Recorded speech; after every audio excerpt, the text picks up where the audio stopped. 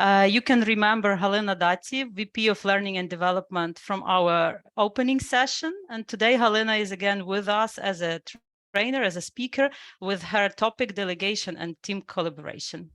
Halina, you're welcome. Great. Thank you, Mariana. And actually, this is as advertisement. I'm going to be here one more time. It's critical thinking, right?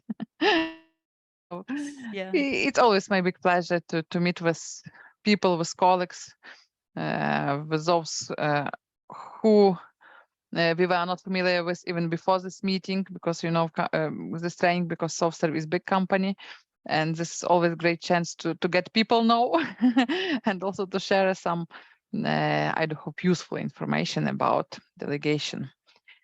Great. So good morning, everyone. And still, if you haven't done a cup of coffee or tea for you and would like to do that, you still have 2 minutes, speaking honestly. We have how many of us? Like, I don't see exactly. 16 participants. Yeah, now I see it. Well, so today we are going to talk about effective delegation. And of course, I have special presentation, which I use in my trainings, and I will share it with you. And what modules you already had? What topics you already considered? You can unmute yourself or write in chat. I don't know, just for all of us to wake up. Absolutely. We had yesterday time management. And before that, we had leadership. Leadership. Natalia Kuba was providing it, right? Yeah. She was talking about situational leadership. From what I know, we will touch this topic as well a little bit, but from perspective of delegation at the end of this training as well. Also, we have had effective communication. Wow, we already had many useful topics.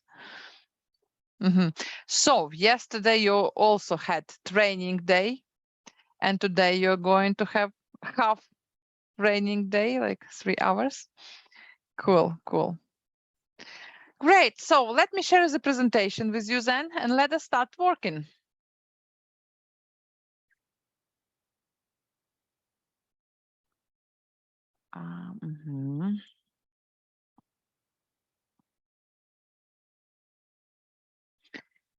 Effective delegation and teamwork, because delegation is also a great tool and just necessary thing for building team, for distributing task right. And actually, this is if delegation doesn't work well, then definitely there will be no good cooperation between manager and subordinates. That's why delegation is very important for the company and for managers in general. There are many competencies which are expected from managers, from leaders, to be possessed by that leader, and delegation is among them, because it's hardly possible to imagine great leader who cannot delegate well. And when we're talking about delegation, different images, different pictures can appear in our mind. So somebody can think, oh my God, this is something when my boss is just putting more and more on my shoulders, like tasks, and some so actually, and many tasks should be done. Other picture, maybe my boss is doing nothing, just pure me, do everything. For other people, that can be okay. My boss delegates on me more and more, to me more and more, because wants to push me to success, and I'm afraid to go to that success. But also you can get images like pictures like this is definitely teamwork. This is something which helps team to be more successful, more effective with getting things done. And actually, of course, it depends on your personal experience, what pictures, what images appears in your head when you are talking about delegation. But what we know for sure, if you don't delegate well, your working day, and actually you will look like this guy on the picture, you know. I am pretty sure this is already end of the working day, and still that many tasks on his table, many different documents to be considered, addressed, and questions answered. And that guy is thinking, okay, well, should I go to home, or maybe it's better to spend the night here in the office to get everything done. But the good news is that delegation helps.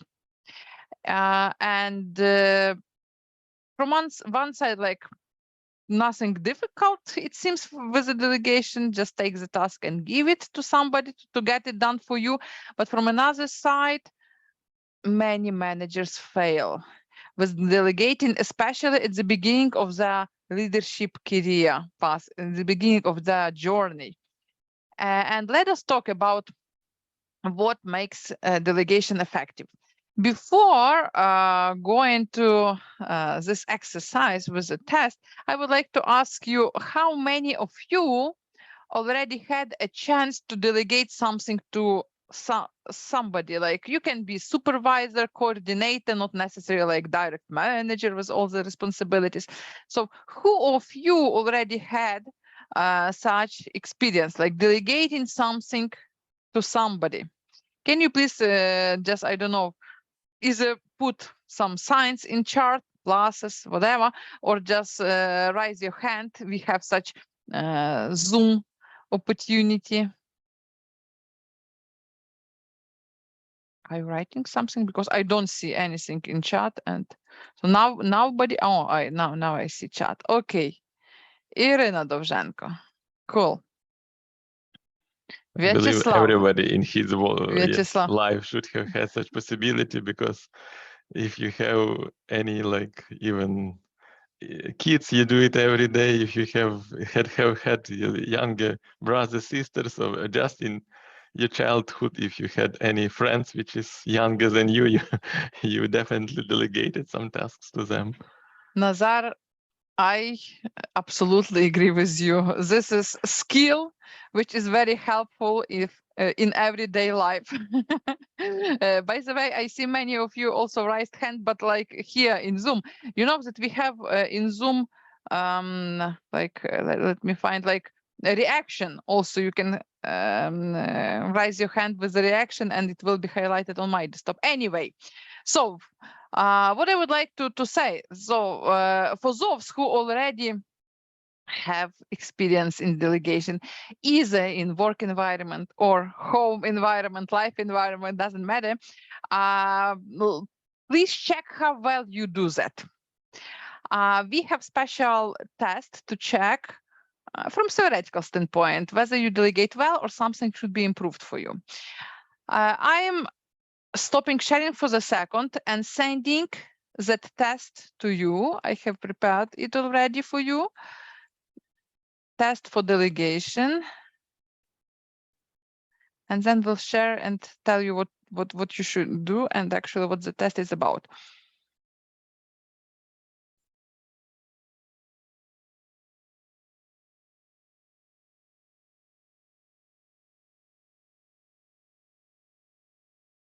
Well, so the email was sent. Just wait for it.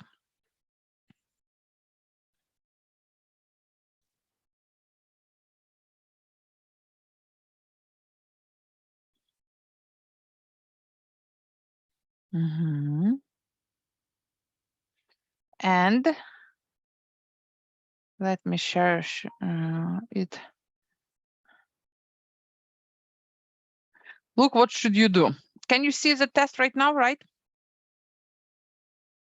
Enable editing. Yes. Screen sharing has stopped. Oh, why? Share screen. So there are 18 statements. They're about delegation, about your beliefs, about your thoughts, whether you agree with some statements or not. Just read those statements one by one and put the score. I would delegate more tasks, but they are not performed as I would like them to be performed. If you agree with that, put 5. If you disagree, put 1. If something in the middle, 2, 3, 4, should just put as you feel. You can put the score even here, like for example, 3, 5, 1. At the end of this exercise, you should have one number, total number of all your answers. And based on the total numbers, I will read you summary, like do you delegate well or something should be improved? It depends. So this is exercise for 10 minutes. Any questions? Then please take your 10 minutes to provide answers to those like question statements, just score statements. And if you are done, just put plus to our chat so that I see like everybody is done and we switch to reviewing results. Okay. If any questions, just unmute yourself and ask. Yeah, I just distracted for a moment. Where is the link to that? I sent via email. Thank you. Check your box, inbox in Outlook.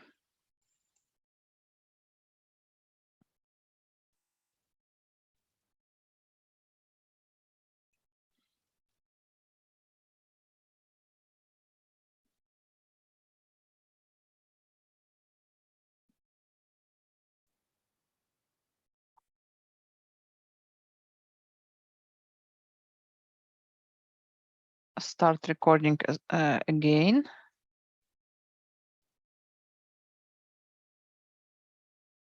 Is there anybody who needs 1 more minute more? Okay. If no comments, it means you all are done.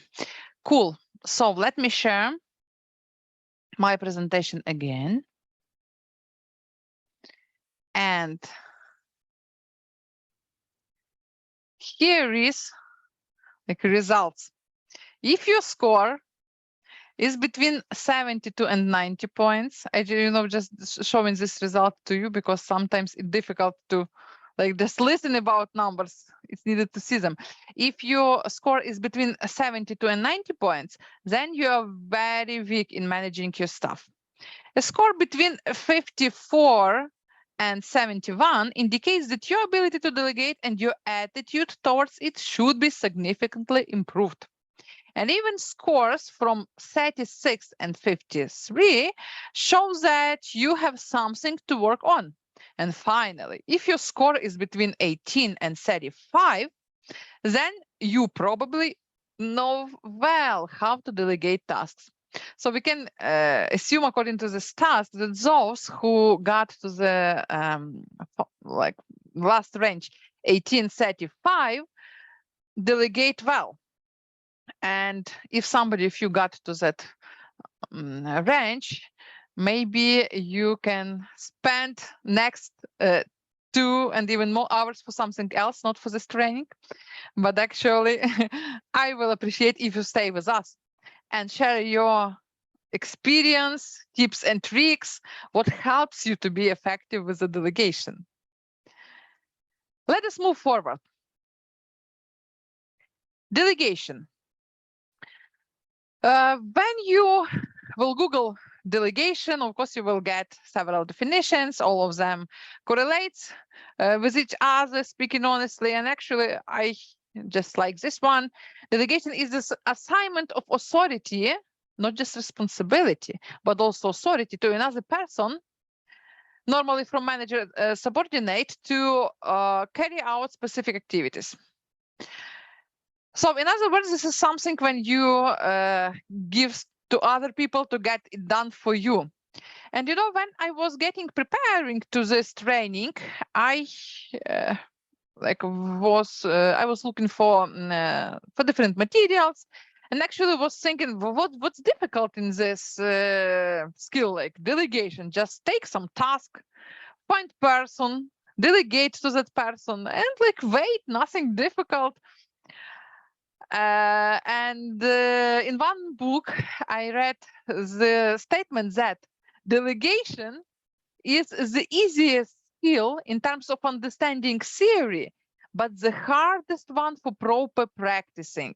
And indeed, from theoretical standpoints, like nothing difficult, just take the task, find the person, and that person will do it for you. But when you start practicing it, you always have deal with human beings, and actually not everything that easy as it may look from the very beginning. And it answers many questions. This is the most difficult skill from practicing standpoint. If to look at benefits which delegation provides, all of them, of course, are like logical and understandable, but at the same time, I decided to put them here to focus your attention that delegation is very important, not just for manager, but also for associates and for organization. Why? Because for managers not to look like that pure guy. Do you remember him from the first slide? Because delegation can improve your time management. You will be able to start your work on time and finish your work on time. Reduce stress, of course. Increase productivity for your team, and a great tool for talent development. For employee, this is great, again, skill development tool.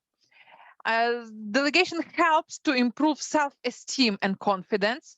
I believe all of us can remember cases when your manager started delegating to you more even than you expected, because like your managers, oh, Petro, Halina, Stepan, I trust you can do it. So actually your experience and your attitude encourages me to delegate to you more and trust you more and give you more responsibility. Wow, was great, thing for us to increase our self-esteem, our confidence, and to grow professionally even quicker.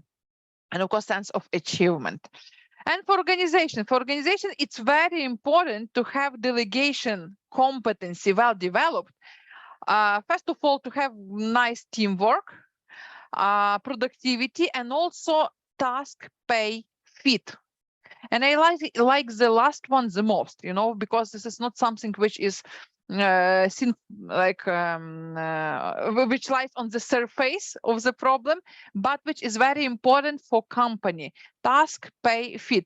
Because if manager doesn't delegate well, we may get situation when seniors, so people who are paid with expensive compensation, do junior tasks because delegation is not set properly. And as a result, company pays more for the job which could be done by juniors, thus cost the company less.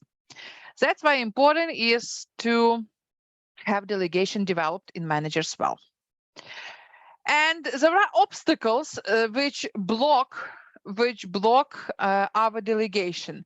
Delegation, as you even could see from this test, it's very about our psychological beliefs, whether we trust that somebody else can also do something well, or we are sure that only I am the person who do it perfectly and nobody else will do it that well. That's why delegation is not possible here. If you just don't believe in delegation as a tool, non-trainings will help you, and doesn't matter what methodologies you will not delegate, never. So let us go quickly through those obstacles and discuss them. By the way, we always like interaction in remote format. I will ask you to put some reaction on those statements, whether they are close to you and like you like had similar situations in your experience, or this is something which never happened to you, never happened to your friends. And we have in Zoom annotate, and there are stamps, either some hearts, checkbox which can signal that you agree, or some cross signs which will mean you don't agree with that at all. So signs of questions, cool. Oh, thanks for practicing. And by the way, if you have questions, you can put sign of questions. I will stop and you will ask. Those who put the question, do you have question, or this is just test how annotates work?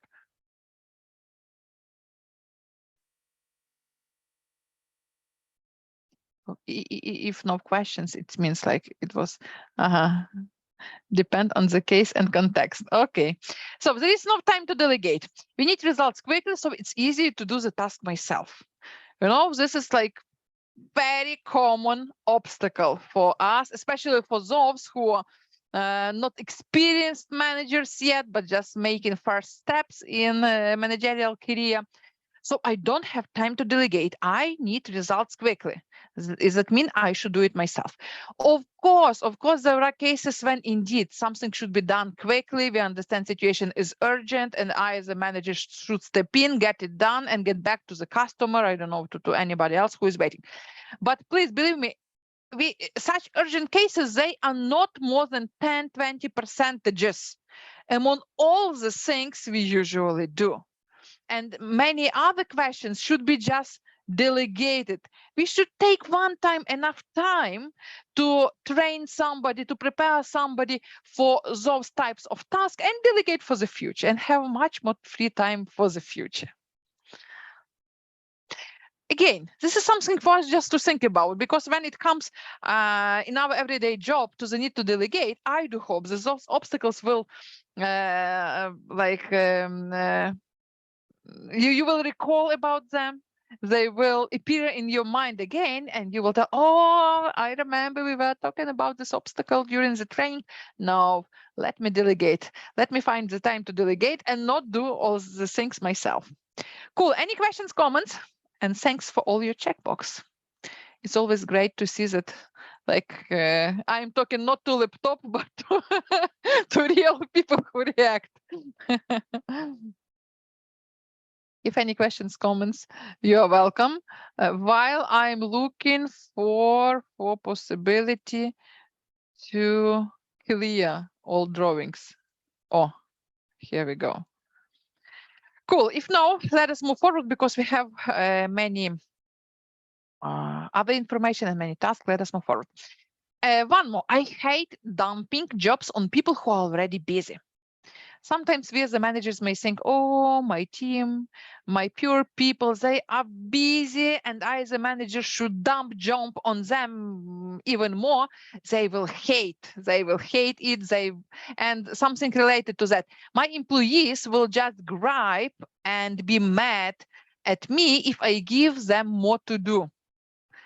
Again, this is just pure psychology, speaking honestly, because just ask yourself, what are you afraid about?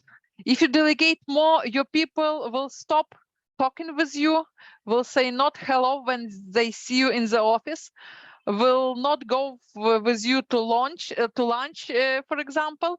You know, this is just manipulation, psychological thing. And ask yourself, why do you think so? Maybe you just should talk with your people more, just understand better their motivation. This is not the challenge of delegation, but rather of communication and atmosphere in your team. And also, I will tell you more. I hate dumping jobs on people who are already busy. They also really, they will hate getting more jobs when they are busy. But you as a manager should understand how busy they are, what types of work they do. And very often, those people who just joined the team, newly assigned managers, or those who just start work doing managerial job, they don't know well yet who is responsible for what are their capabilities, capacities, and they can have this obstacle. And as a result, not to disappoint the people, do everything himself or herself and not delegate. So does it correlate with you? Because like here we have, I can see the business, because here we have like 2 red crosses. It means like such situation never happened and maybe it's not actual at all. And we also have checkbox. Like, can you please share maybe some cases from your life? It's interesting to know. I wanted to share that I noticed when I join new position, and let's say I become a team leader in a new direction, and I'm not sure, how things works. So for me, it's difficult to delegate because I think that everyone in my team is already super busy. because they work for a long time. And if I delegate, it might look like, like I don't want to do my job because I don't understand all the capacity that they need to do. So I noticed that I faced this obstacle while joining a new position. Yeah, Ira, absolutely agree. So, and speaking honestly, I have several more obstacles in this list, and almost all of them, if not all, happened in my life in my experience, especially when I was getting just fast experience as manager. Because talking about me, like I have already almost 15 years experience as a manager, but when I compare my attitude now with the attitude I had first years when I just started delegating, two different managers, and that's okay because like experience help. But it's important to understand those things and just stop for a second and think, okay, something bad is going to happen if I proceed with this way, because I just need to talk with people and delegate. Cool. Any other comments? Okay, clear drawing and move forward. One more obstacle. My boss will think that I'm lazy, that I'm not doing anything. And this obstacle is especially actual for whom we call middle managers, middle level managers, especially those who have manager and have subordinates, usually almost all managers, speaking honestly, have such situation, because we all have managers and we all have subordinates. And I'm very glad that you put those crosses. This is not about you, because we are here not to do all the things but ourselves by our hands, but to do with the hands of other people, just to delegate. But sometimes people think, okay, if my boss asked personally me to do something like, Halina, you should get some process set up, or I don't know, can you please prepare some investigation results for me? I may think, okay, I should do it, like follow up with the boss, do all the things myself. Of course, your boss will ask you about, in many cases, just you will be asked to do something, because there is hierarchy in our company, at least, because many companies are switching to networking type of cooperation. And by the way, in SoftServe, we are moving step by step to those things as well. But this is like off top. But of course, you will be asked about getting something done. You as the managers, and I as manager of managers, because all my subordinates, they have also their direct reports. I absolutely confirm for 100% that it doesn't matter who is doing that. For me, it's impossible. For me, it's important so that that task was done as a result. And the better manager delegates, the better manager is, like the more recognition it gets from me. This is just my personal experience. This is what happened. But you will be surprised how many people have this obstacle and thus do all the things by themselves. Because like my manager will think I'm lazy, I should do it myself, like follow up and do everything by me, just myself. One more thing, I can do this job better than everyone else. I have the most experience. Oh, I see green check box. Yeah. Of course, you will have the most experience in many cases. That's why maybe you have been assigned to managerial position. But when we are talking, by the way, about project teams in delivery, not necessarily you as project manager has the most experience in something, because like the team is combined with people with different competencies, like business analyst, software developer, quality assurance specialist. And you as a project manager should not have experience of software developer. This is of course like nice to have, but not necessary, not must to have. But when you grew to managerial position from your core competencies, and this is what mainly happen in corporate functions, you can have such an obstacle. I will do it myself because I have the most experience. You cannot do all the things yourself because, again, you will not have the time to do something else. Something I do better, and this could not be delegated. Something which you do, something I do better than anybody else, and this could not be delegated. So actually, if I read it correctly, because like 2 times do something I do better, and this could not be delegated, really correlates with this obstacle. And guys, you know, management and delegation, this is always about finding compromise or like balance between quality, time, resources. And if you have more than 24 hours per day, of course, maybe you would do everything by yourself, but we all are limited in time. And sometimes we should go to compromise with the quality. Something should be good enough. And as one quote says, it's better done than nothing. It's better done, maybe not that perfect as you would do it, than not done at all. And we should understand it. And this is about delegation. And this is one more obstacle which prevents us from being successful. Cool. One more thing. Doing it myself gives me high profile and they like the recognition. Oh, I should do it myself, present it myself, because like then I will be recognized. And again, one more wrong belief, because like we all understand that when you are a manager, recognition of your team is even better than your personal recognition, because you are a part of your team. Team is a part of everything you do, and that's great. But how often we can see the teams when we know nothing about the team, but there is one star of that team manager, you know. And in such cases, when the manager leaves the company, for example, it can be that even there is no like substitution for that manager, because nobody was preparing to substitute that manager. And such wrong beliefs, expectations, first of all, leads to burning out for that manager. Another thing, this is risk for the company, that if that manager leaves, the team will not perform at all. And of course, like as a result, productivity in that team is really bad. And I'm very glad that you signal me here, that like tells with your reaction, this is not about you, about your experience. And this is wonderful. One more thing.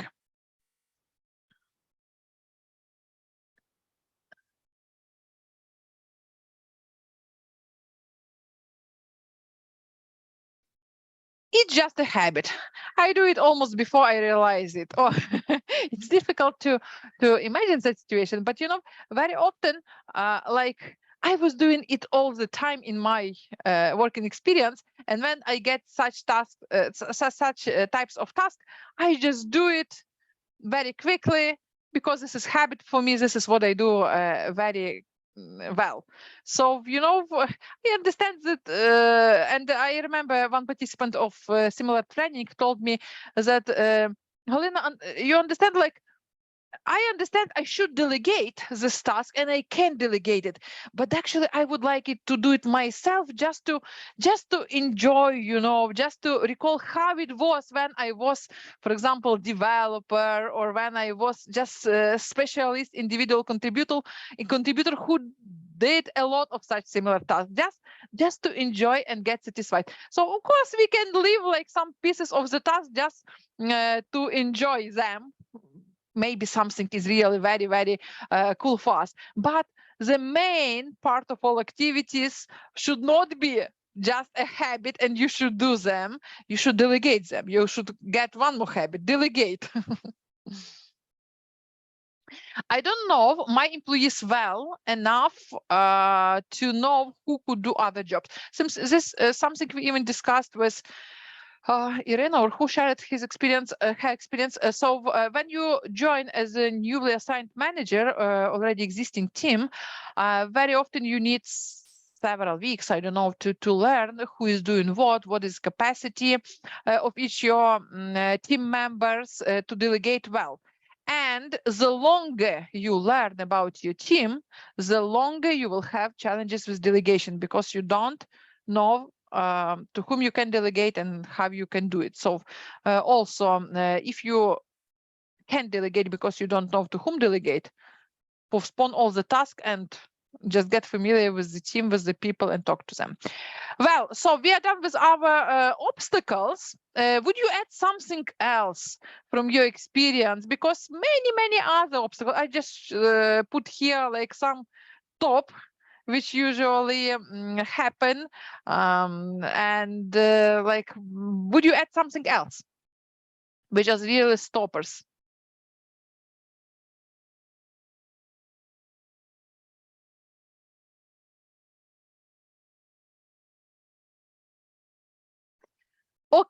Okay, so you have been listening so far, and I was talking, and now I would like to switch with the roles with you.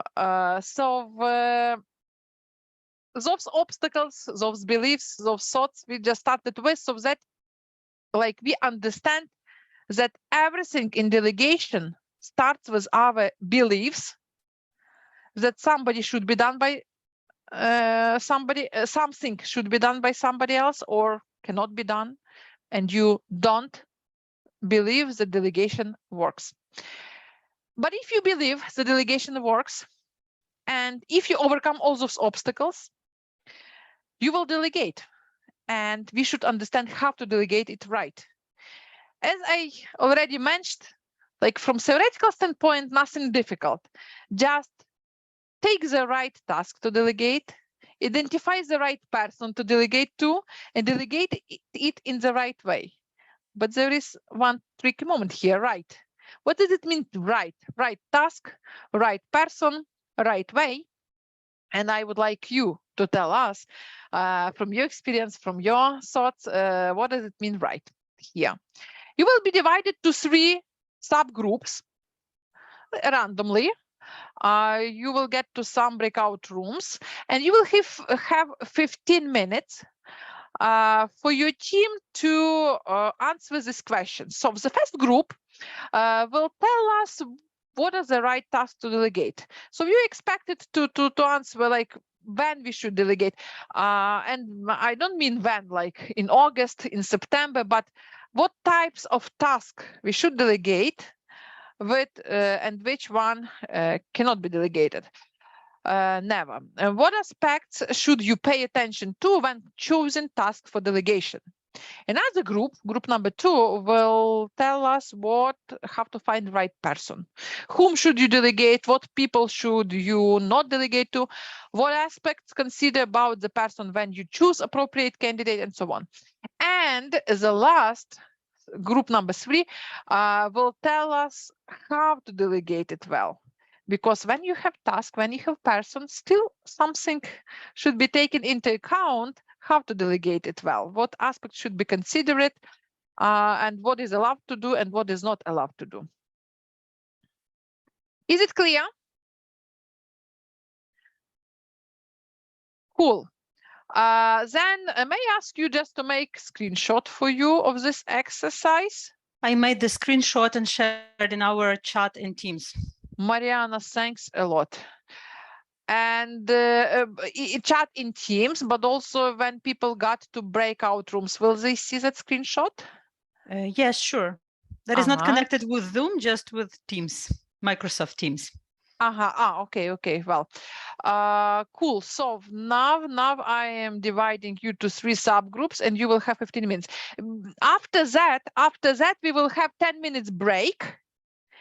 And after 10 minutes break, I will be waiting for, or let us do this different way. Let us, after 15 minutes, discuss the results, and then we'll do 10 minutes break. Because like it's another timeline here. Cool. So I'm stopping sharing. Stop sharing. And breakout rooms. 3 breakout rooms. Assign automatically. How can I choose time?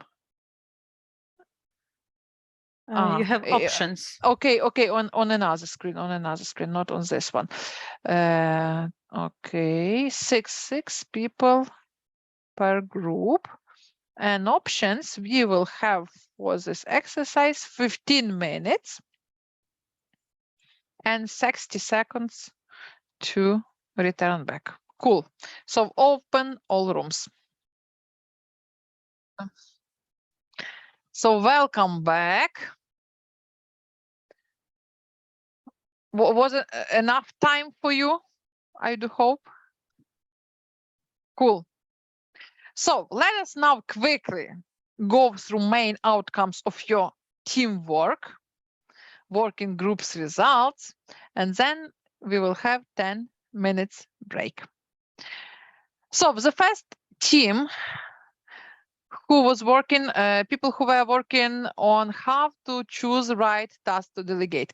Who of you would like to present results from your team? I believe I will present the results. but Mariana. honestly, yes, I'm saying we had a lot of discussions, and it like I have a feeling that we need more time to gather all ideas and thoughts, but still we have some kind of result we'll share with you. Cool. So actually we will complement if we see that you still miss something. Yes, and I will appreciate if our team will add comments if they have something. We will Okay. help you. Okay, so talking about what tasks is better to delegate, we agreed on the next point. So when to delegate, it's better to delegate task as soon as the task appears, not like waiting till the end when deadline is coming and you didn't manage to close this task, and then you consider to whom delegate it, and this person will not have enough time to complete it effectively. So it's not the good point. Yes, it's better to do it as soon as the task appears. Also, it's good to have like a clear backlog of all your tasks, and then you can like prioritize them and consider which of them you personally should do, which of them should be and may be delegated, and then like just do this delegation. To talk about what exactly tasks should be delegated, it's actually tasks like aligned with associate levels, the tasks that the associate is capable to do according to his like level, professional level, his maturity, and so on. Also, it's a kind of operational level tasks like some reports, presentations, and so on. And the developmental task, it's a task that may looks like complicated for this associate, but completing this task is kind of development for this associate. And what tasks should not be delegated? It's a managerial task. It's tasks that like only you as the manager or leader can perform. Tasks that maybe like have some confidential information and so on. And what aspects should be considered when you think what tasks to delegate? It's like the deadlines should be realistic for those subordinates to whom you delegate this task, and you should be able to check it whether we are going like and moving with the plan. I believe that's all. Maybe like my team want to add something more. So I want to add, yes, so the main point when to delegate, it's you shouldn't wait when you snowed under the tasks and you don't have a time or possibility to delegate some task or ask for help and so on. So as soon as task appears, or when you have a really backlog for your team and you can switch your subordinate with some tasks, or you can do it previously, it will be a great idea, I think. Okay. Anything else to add from the team or from the whole group? Do you agree with all the things our colleagues put here? Yes, under development, yes, there is a lot of things, because usually we mean like that, yes, should be something that is your subordinate is already strong enough to do this, and at the same time, yes, to do something a bit more, yes. So that means like 80 maybe, that depends on time, yes, on the deadline. So maybe 80% or 90 he knows already, but 10-20% he needs to go to anyone to ask, or just to read somewhere, and so that would be then interesting for him to do. Cool. Agree. Okay, so if nothing to add, that thank you a lot, group number 1. And for each this exercise, I have a kind of summary just to sum up. And it seems you have covered almost all things, but again, just to sum up. Right task to delegate. When you didn't mention about that, if I'm not mistaken, if employee has more knowledge than you, like that's okay. And if somebody else in your team has more knowledge than you as a manager should not gain that knowledge and only then start working on that. Just delegate. When the task is recurring, of course, we should prepare somebody to do it and not tell only this time I will do it myself and next time I will prepare somebody to work on it. Start delegating even from this task, even from now, even from today. When you have much more expertise, like if you are overqualified for this task, when task is of low priority, great task for people to develop their skills on. Low priority, even if they fail, you will always find time and have opportunity to fix it. When you need to develop an employee, you also mentioned about that. And never delegate responsibility for disciplining an employee. We all understand, like, you as a manager cannot say like, Stefan, Andrew is doing something wrong in our team. Please tell him that this is not the way we work in our team. Clarify the reasons and actually fix the problem. You as a manager, and you should do it, as well as you should find the time for prizing an employee, not just about like talking about discipline on some very sensitive things, but also prizing employee. You should do it personally. And of course, if the situation is confidential, you cannot delegate. You should not delegate supervision. But we should understand that, like, even in other companies, this is a common practice when somebody new join your team, some pieces of onboarding are delegated, outsourced to somebody else. Like you may ask your colleagues, so can you please like work with our newcomer on this topic, share knowledge about that topic, but still you should understand that you are manager and you should go through the plan and you should meet with your subordinates on regular basis, not to be just formal leader, but to be real leader, real manager for your subordinates. That's why supervision fully cannot be delegated, never. Long-term planning and task only you can do, but be careful about identifying which task really are the task which you can you only can do, or this is something which you still can delegate. Great. So stopping sharing, and another group, next group number 2, right people. How to choose people for delegation? Are there people to whom we cannot delegate maybe? So group number 2, who will present? I will present and I will share my screen. Okay, you're welcome.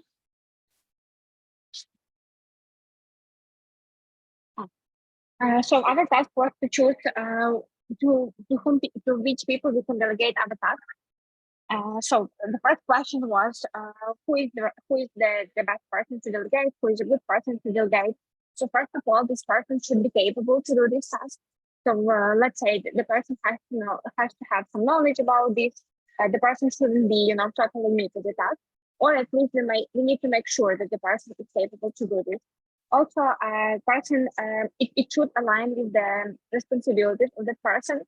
So let's say I cannot delegate my tasks to other to people from other teams because it doesn't match with their job description. Also, this person should have some motivation to do this task. So like I cannot push somebody to do things that they like totally disagree that they can do. Also, if it's some confidential task, we need to make sure that the person knows the rules, the NDA. Like we should be careful with this. Also, the person should have capacity to do this task, because if somebody is already the person is working a lot, is super busy, they cannot add some extra load. What are the people that we cannot delegate the task? These are the people that, like for example, we cannot trust, maybe because the person failed with something connected with this recently, or if it's confidential, we don't trust this person, or especially if it's high priority of the task.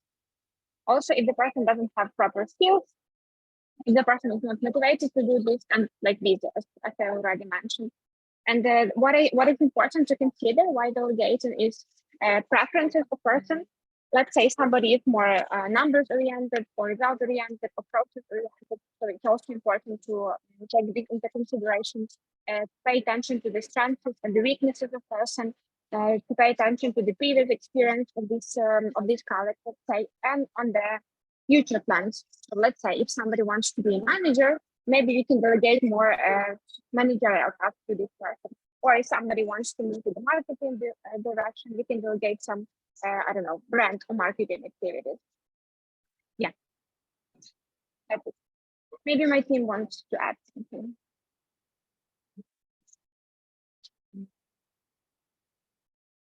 Thank you, Irina. Team, working with Irina, would you like to add something? Speaking honestly, the list looks really holistic, and I like the most like the person should have NDA signed and even such details defined, because this is really very important when we are talking about sensitive tasks, about like a task with some confidential information. In the first part, which task cannot be delegated, we define that if information is confidential, but if it's confidential but can be shared under signed NDA, non-disclosure agreements, that's okay to delegate, but NDA should be signed. Well, so thanks a lot. And again, just to sum up, but it seems you have shared all things. One slide. Of course, you should pay attention to skills, knowledge, and what is even more important, attitude, because very often people can be qualified enough, but they just are not motivated to take some new challenges, and they will not be good candidates for delegating. And you should count and take into account workload, of course, and actually look at people interest. You know, I have one question to you. In one my previous groups on this training, there was raised as for me interesting question by one participant. The participant was asking, so in his team there is intermediate developer who does a good job as intermediate, but actually he has been intermediate developer for years, 5 years or something like this, and actually manager thinks that intermediate developer can do better job, like not better, but take more challenging task, start doing something new and be promoted to senior position, because like manager sees the potential. But intermediate developer says, I don't want any additional new task, any challenges. It's okay for me to deal with what I deal for many years. So just don't touch me with new task, and that's it. And the question was, how I, as a manager, can delegate to that intermediate developer more to ensure he starts working on more challenging task, is promoted to senior position, and can close senior task in my team. What would be your recommendation? Still to delegate somehow, to motivate somehow, or maybe just dismiss that person from the team? What you would do with such case? To find the right motivation.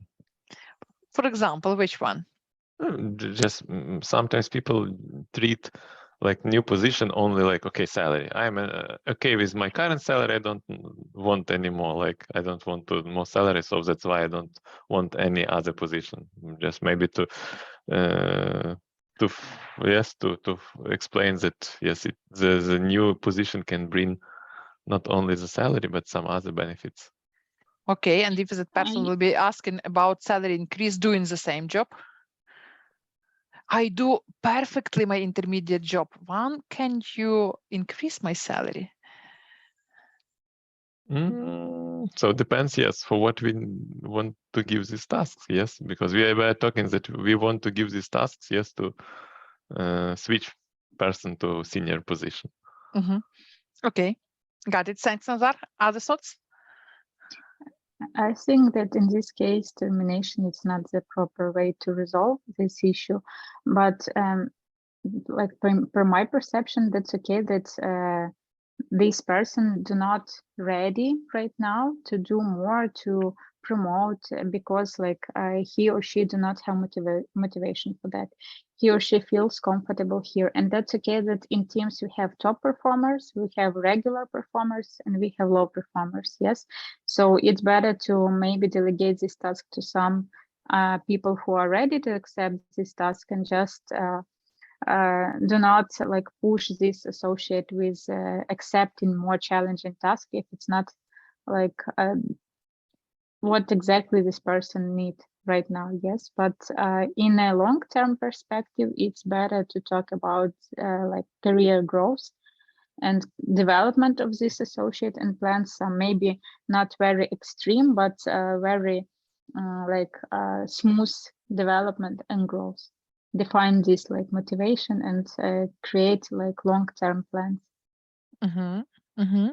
Okay, but you know, for example, as I mentioned, that person has been working on intermediate position for 5 or even more years. Like this is not the case, you know, still is not right. That person just doesn't want to take more complex tasks. But manager has senior tasks, and the question is, like, hire external senior.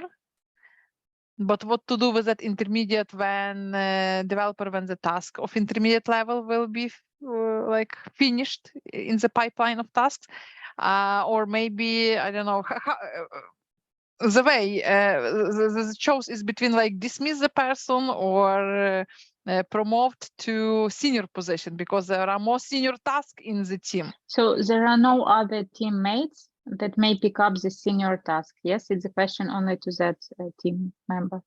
Yeah. Okay, because I didn't perceived this question correctly from the very beginning. I need some time to consider. Not easy situation, but speaking honestly, not that difficult if to have right attitude. Any other thoughts? But thanks, Mariana. If we don't have any needs on intermediate developer from the scope perspective, and if in the future we have only tasks for senior, definitely to determine this person from the team, because if you try to persuade him to motivate him, it will be more like a micromanagement and waste of our time as a managers. If which taking into account that he has already been intermediate for 5 years and he doesn't need to be promoted. But if we have some task for him apart from the senior task, okay, we may stay him, we may leave him in the team. If not, just to push him to reserve and to find the substitution for him, for not wasting our time. It's great, Oleg, if there is reserve option. Yeah. Sometimes there is no reserve. If not, get him off from the company, because we discussed with him a lot regarding our needs and our current project state. And if he doesn't understand this, so it's his agree choice. Yeah. Any other thoughts? I agree with all you said. Like, first of all, like speaking honestly, if the person is not ready to take more and don't want to be promoted and move in direction of senior development, nothing can be done from our side as a managers. Of course, we will try to and we should try to understand person motivation, why he or she is afraid to take more tasks. Maybe this is something on psychological level, but maybe this is just, I don't know, person has some hobby, some musical band, something where she is ready to grow.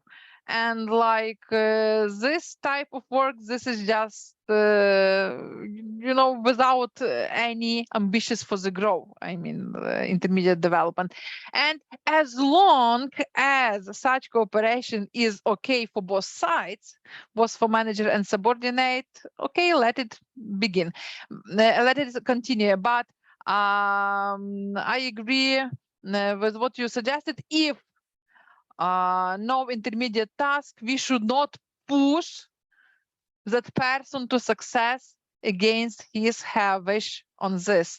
We just should have not easy but very honest conversation about possible future opportunities, options, and this is like his her task to choose what way he will go.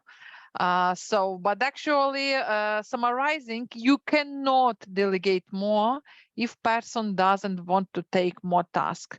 And it's for you as a manager to decide. You should try several times, but it's for you as a manager to decide what to do with such people. Cool, thanks.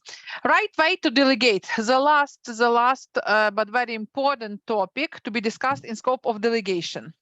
Group number 3, who from you will present?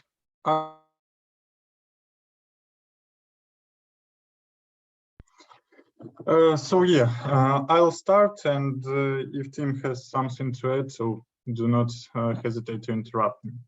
So we had 4 questions, how to delegate, and first question, how to delegate. So firstly, we need to define the right task for the right person, and taking into account everything that we heard previously.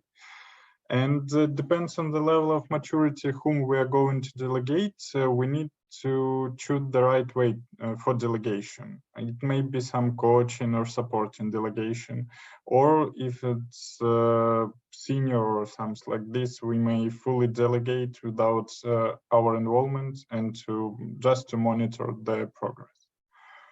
Regarding what should manager do?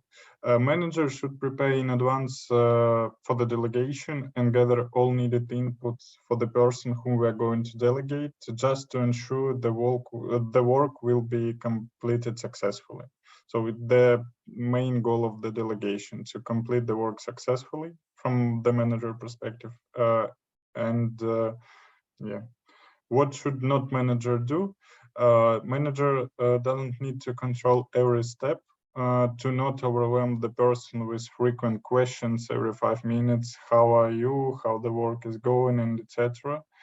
And not provide step-by-step instruction on how to complete the task if we are working with senior people or middle plus intermediate plus people. Because if we provide step-by-step instruction, we close any opportunity to some creativity and something like this for people who has enough seniority to completing these tasks. And what special aspects we should focus on? We need to monitor the employee performance during the delegation. Does he satisfied? Is he doing everything right? But as we mentioned previously, not overwhelming with this action and not ask every 5 minutes and etc. So we may schedule regular things or something like this, and just to daily stand up with these people, something like this. But yeah, not overwhelmed, but we still need to monitor the employee performance during the delegation. Mm-hmm. Absolutely agree. Team, group number 3, anything to add? Or group in general? Thank you a lot, Oleg. Thank you a lot, colleagues. So absolutely agree with everything you said, and would like just to share with you, maybe you heard about it, ideals scheme describing all the steps of right delegation. Introduce the task, demonstrate clearly what needs to be done, ensure understanding, allocate authority, information, and resources, let go of, support, and monitor. Very quickly through all those things. Introduce the task. You mentioned that like tasks should be defined in right way. Smart. You all know what means smart. Not just do something and then manager most likely will be disappointed with the results. Determine outcomes, deadlines, success criteria. Very often when delegating, we should tell, I will consider the task is done well if first, second, set. What are success criteria for you? Because we can have different understanding what means task is done good. Demonstrate clearly. If somebody in this company already did similar task, give example, just demonstrate samples, discuss timelines, set deadlines. It's recommended to, when you delegate, say, use this, I want you to do it because constructions. This is about motivation. I am not delegating to you just because this is something I would do for anybody else in my team.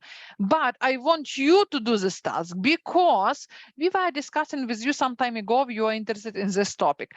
You demonstrated great performance, and actually that's why I would like you to do this task for our team, and so on. Like, this is about motivation.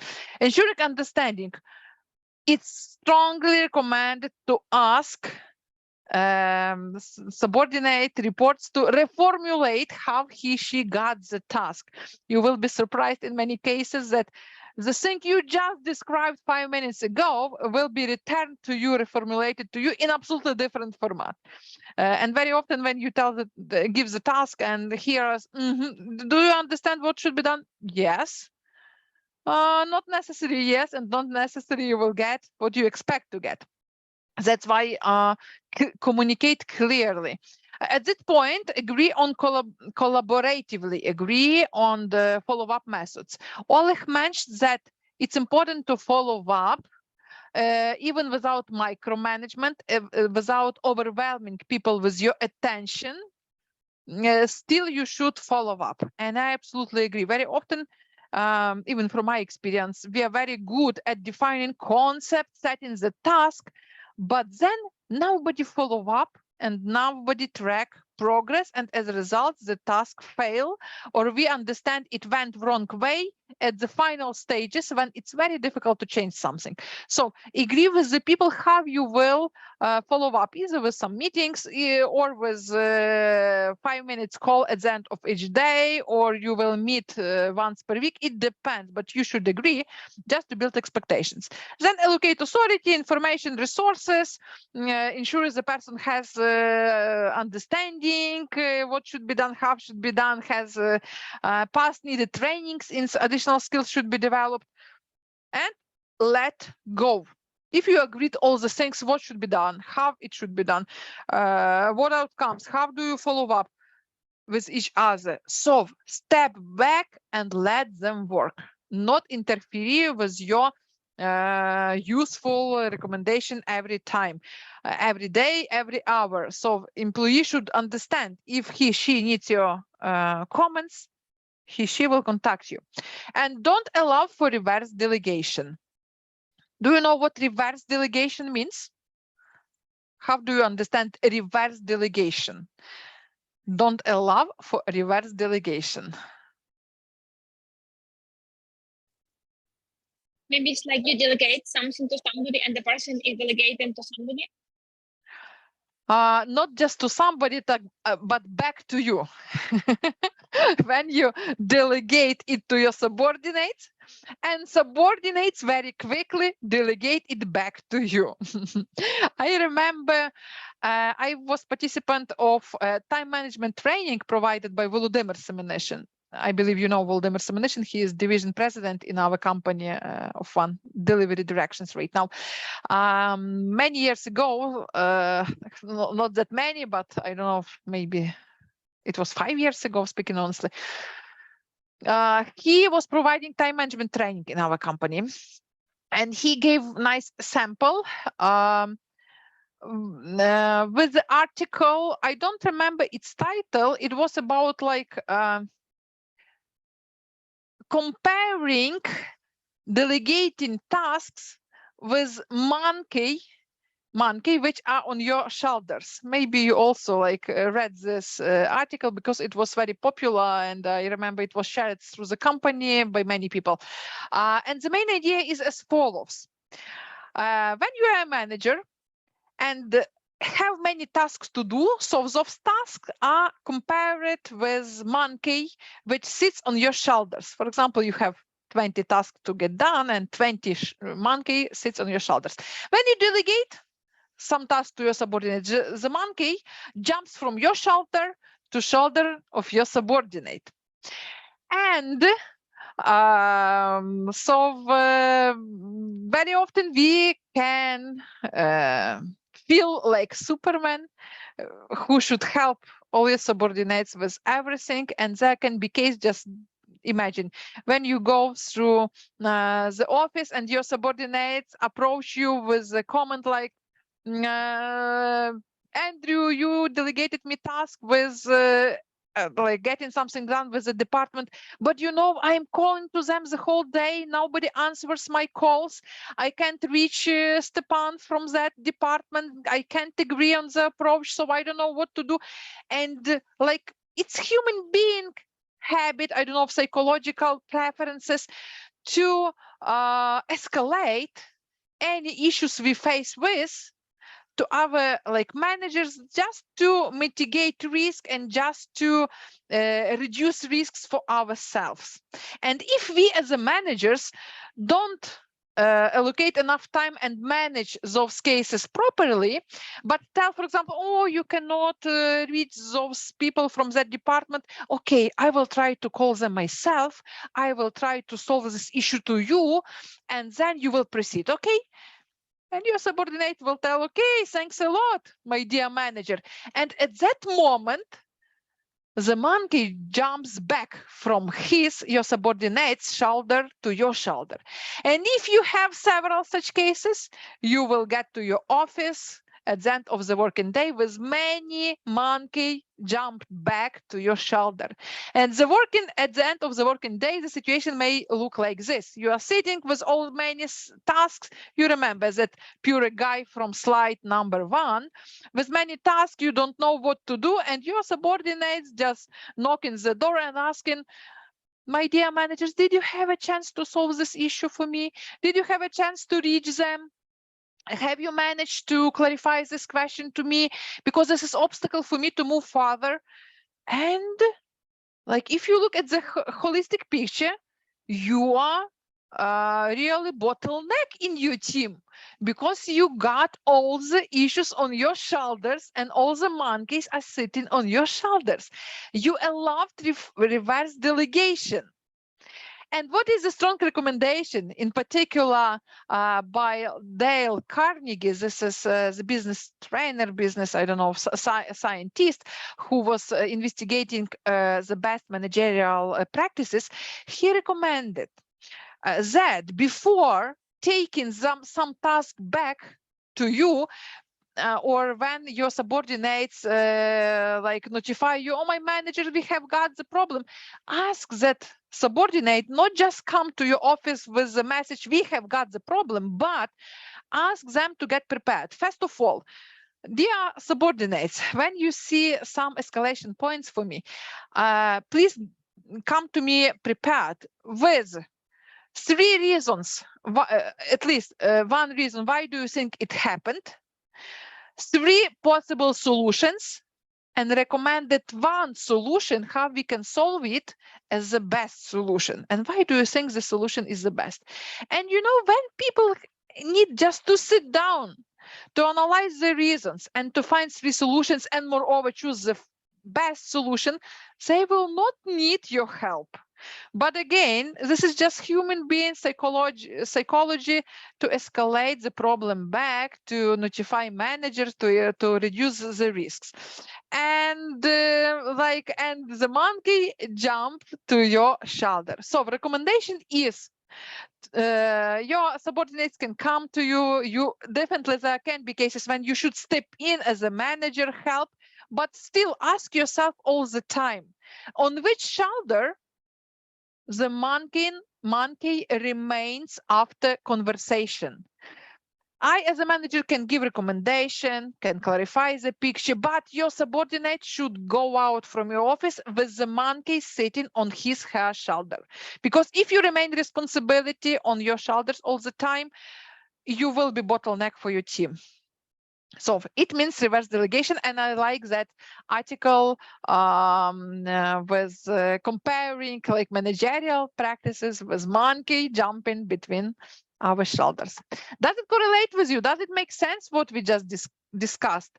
Have you allowed in your practice that reverse delegation often?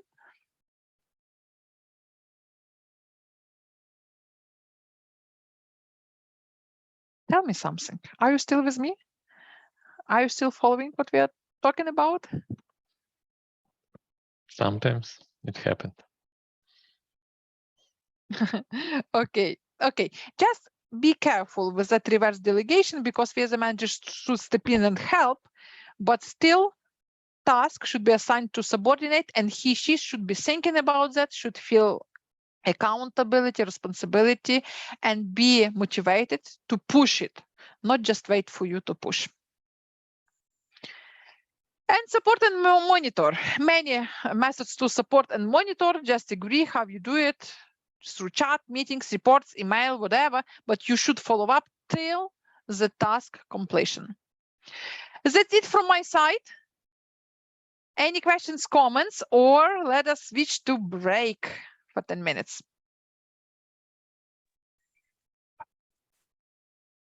Then I have one specific question. You're welcome, Taras. For example, I have one project where I'm doing role like product owner. Like I generate ideas, put them to backlog, and then see on results. And currently, I wanted to delegate this role to someone else, but specifically in this team, I don't see person who can take care about this responsibility, and we have limited budget, and they cannot hire specific person. We have like project manager in this team, but honestly, I don't believe that this person will take care about this job, generating ideas, creating roadmap, and handling vision of this project. Yes, it's possible to generate to delegate in such case, or what you will recommend in case when we don't have proper person to delegate? Nice question. But let me ask your colleagues to share their thoughts before I share my thoughts on that. What would you recommend to Taras to do with his case? Like he would like to delegate, but no budget to hire appropriate person, and other people are underqualified from what I hear. No, they have different profiles. Like they have mindset that we have really nice project manager, but this project manager concentrate only on process. Yes. Any thoughts? Any comments? Any ideas? When we were working on this, yes, what to delegate, so we discussed the possibility just to break if some task is too complex for anyone to do, then if it's possible to break down it, and then find people who can do the parts, and then you can just help them to combine it into one result.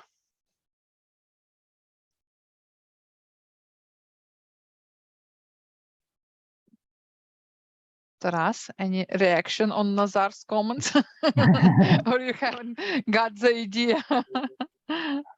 Yes, but from my point of view, this is not mindset of this team. Yes, that they are really good in doing, but not in generating ideas. And let me clarify, the main role is like responsibility is to generate ideas as product manager and put them to backlog like potential product development, right? For the future, those ideas can be realized, right? Yes. Main role to generate like new features for this product. I have to say, like, this is very creative job, I would say, like generate ideas. You should have vision. You should passionate about that product, and it's really difficult to find somebody to substitute you with that. You know, this is maybe really the job which requires extra skills, extra competency. The question is like when you tell when you say I would like to delegate, are you a manager of like other people, or who manages the whole team, including you? Currently, I'm manager of the whole team, but this is volunteering project. Like no one receives salary for this, and but I have another work to do. I want to quit from this, but still I believe in this idea and want to give this to someone else who will take care and also think in same way as I and team currently see evolution of this project. So actually, is this something which people don't get paid for?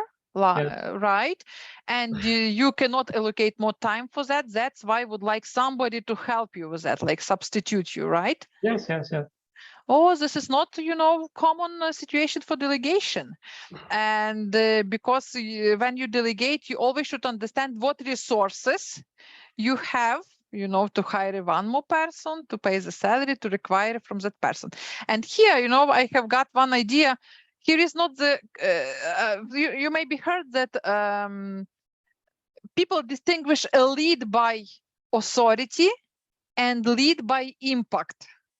So of course you can find hire, pay the salary to somebody who is qualified enough and paid salary and just ask, this is your task and do that, which is not the case in your case because you volunteer and you expect somebody to volunteer again, right? Yes, yes. But you can lead by impact, by influence. What situation I see here, just find Taras number 2, so actually the person who is ready to volunteer, who has also the same passion about that project, and you know, somebody who would like to do that. How the situation sounds for me from the very beginning, like we would like, I and my manager decided to delegate this task to somebody else, but we don't have resources.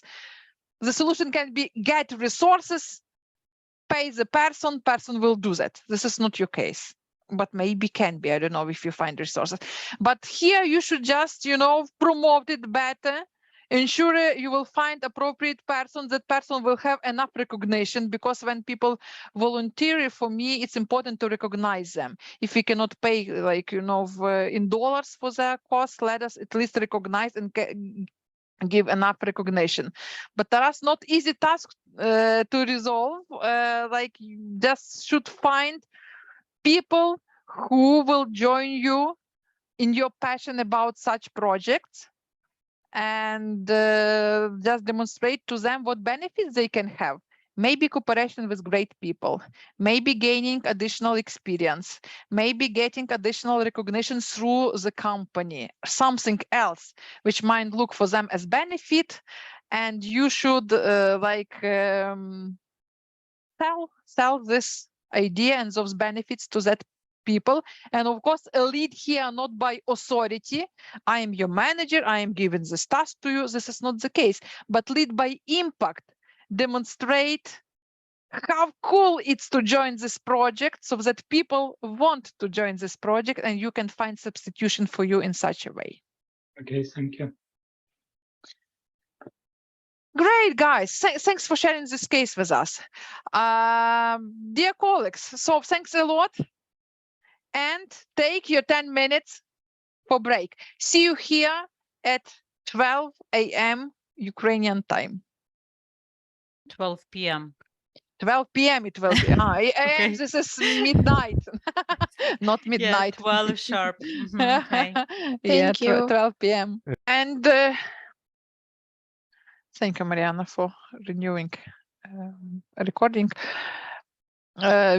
When we were discussing how to delegate, we mentioned that managers should not overwhelm with his her attention subordinate.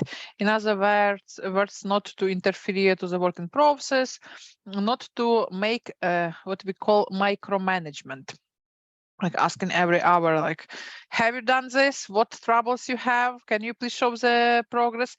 And how it can be fixed? Just to agree with your subordinate on the way you will follow up with each other.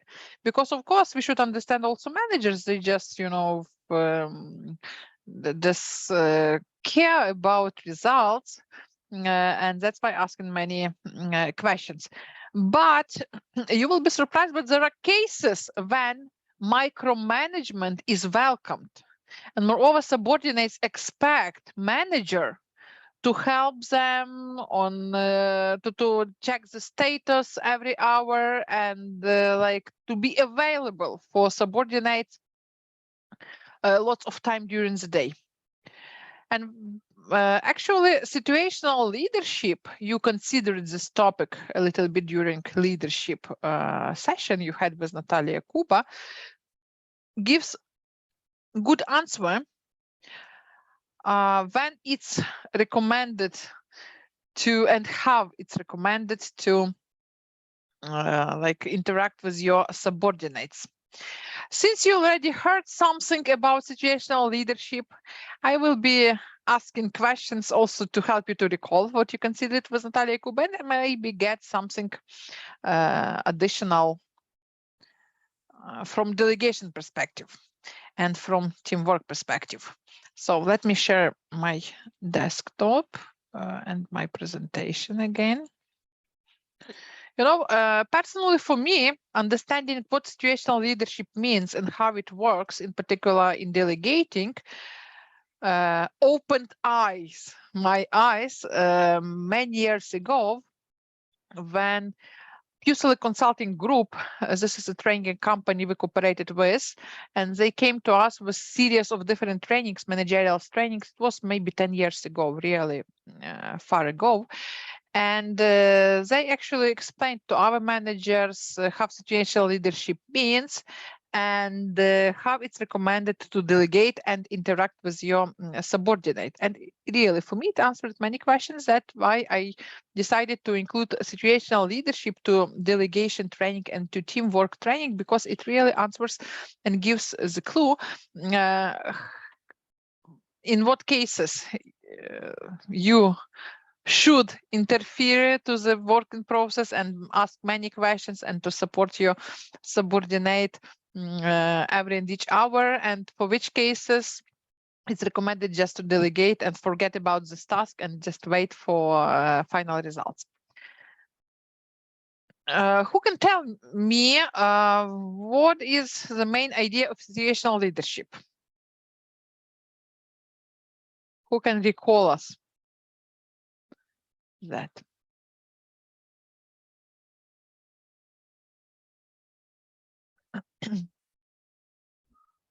Like the main idea is that there are maybe 4 or 5 kinds of leadership, and you apply them depending on a situation. For example, when something like crisis happens, you can, for example, use directive approach. And for example, in meantime, you usually use some coaching or supporting style. Thanks, Irena.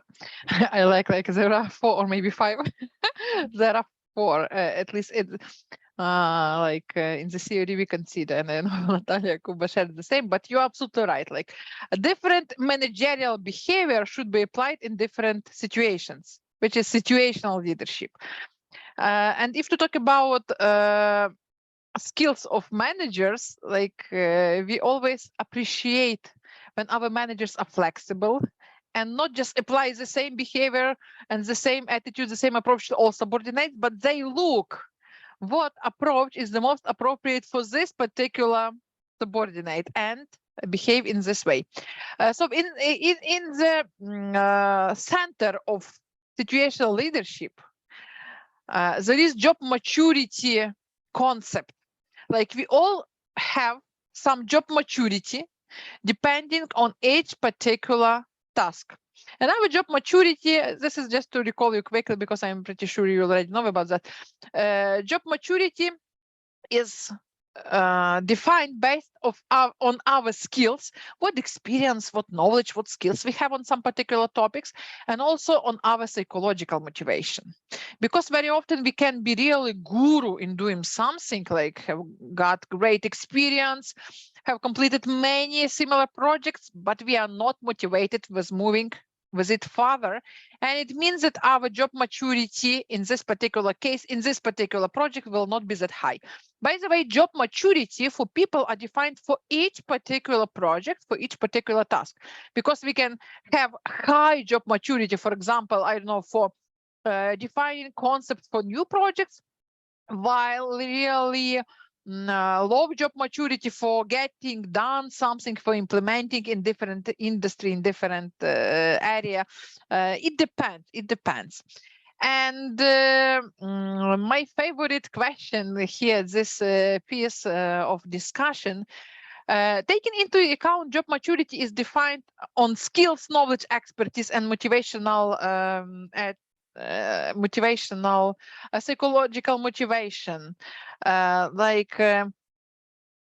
If you have a chance to choose highly motivated person but with low skills, or person who has little experience but very motivated, like high experience, low motivation, high motivation and low experience, which one will you hire to your team?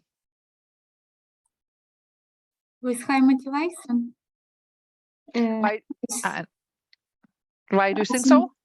Because when a person has motivation, he or she will learn the needed skill very fast. Yeah, any other thoughts? Maybe it depends from the team composition you currently have. If you have a lot of juniors motivated, it's enough like energy to learn something new, but you need, for example, a really competent person who will teach all these motivated people. I agree with you.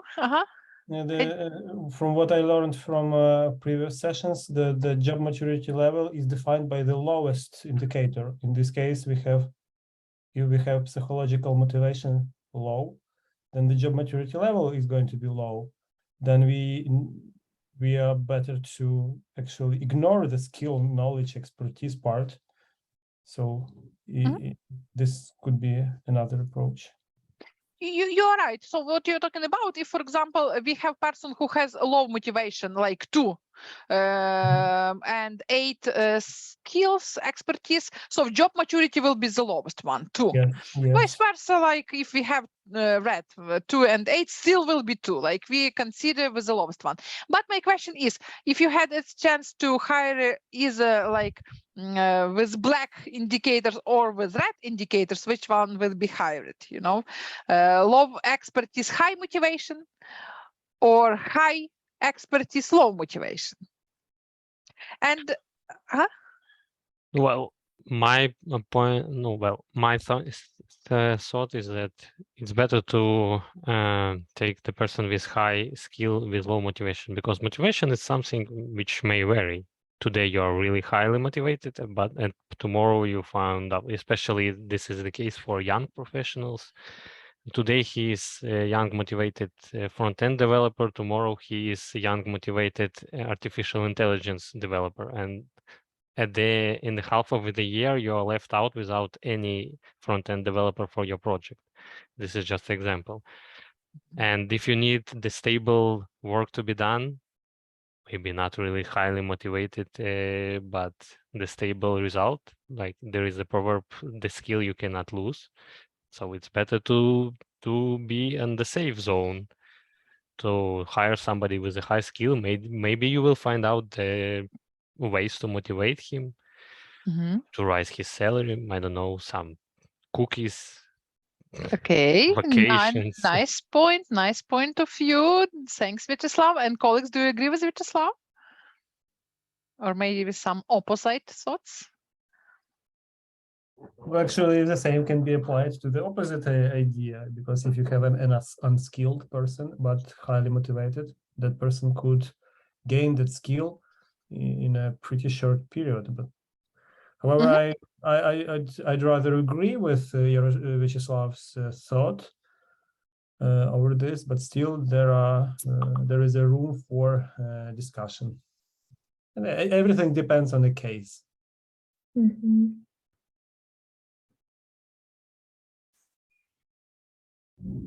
Mute. I just was looking how to unmute myself, excuse me. Okay, just quickly. You know, so your main idea was like, Vyacheslav, that it's easier to fix motivation, while Yuri said like we have. I would say that the situation with motivation is much easier to be managed than the case with the low skill, because if the person has low skill, he has a good motivation, but on the project, for example, or in the team, there will be nobody to properly mentor him, to properly guide him through the job. He will really easily lose his motivation, because if somebody will give him a lot of the task, like do this, and he has done this task, he has done it wrongly, and nobody had time to look for him to correct his mistakes, to actually guide him on this approach, like it's really highly unlikely that he will manage to get to the good results eventually. If the situation with low skill, high motivation requires much more attention and resources from the team, and like variety of things to manage than the other case. No, maybe this is your personal experience. Yeah, of course, this is my personal experience. I'm not an expert. Because basically I have the opposite experience, and that's why I would like to emphasize and stress out on the context and on the background, because I faced the opposite when there is a person who is highly motivated but with absolutely no skills in something. Yes, it takes time to onboard, to educate the person, but still we get an even more highly motivated person when that person collected their knowledge together with the team. So yeah, so this is my personal experience. Dear colleagues, thank you a lot for sharing your experience, and I like the answer, it depends. This is basically like what very often we can hear from finance department and other departments, like, is it good or not? Like, it depends on context, and this is what you also mentioned about. It depends on context, but what scientists recommend and what scientists say, that it's easier to increase skills, knowledge, expertise than psychological motivation.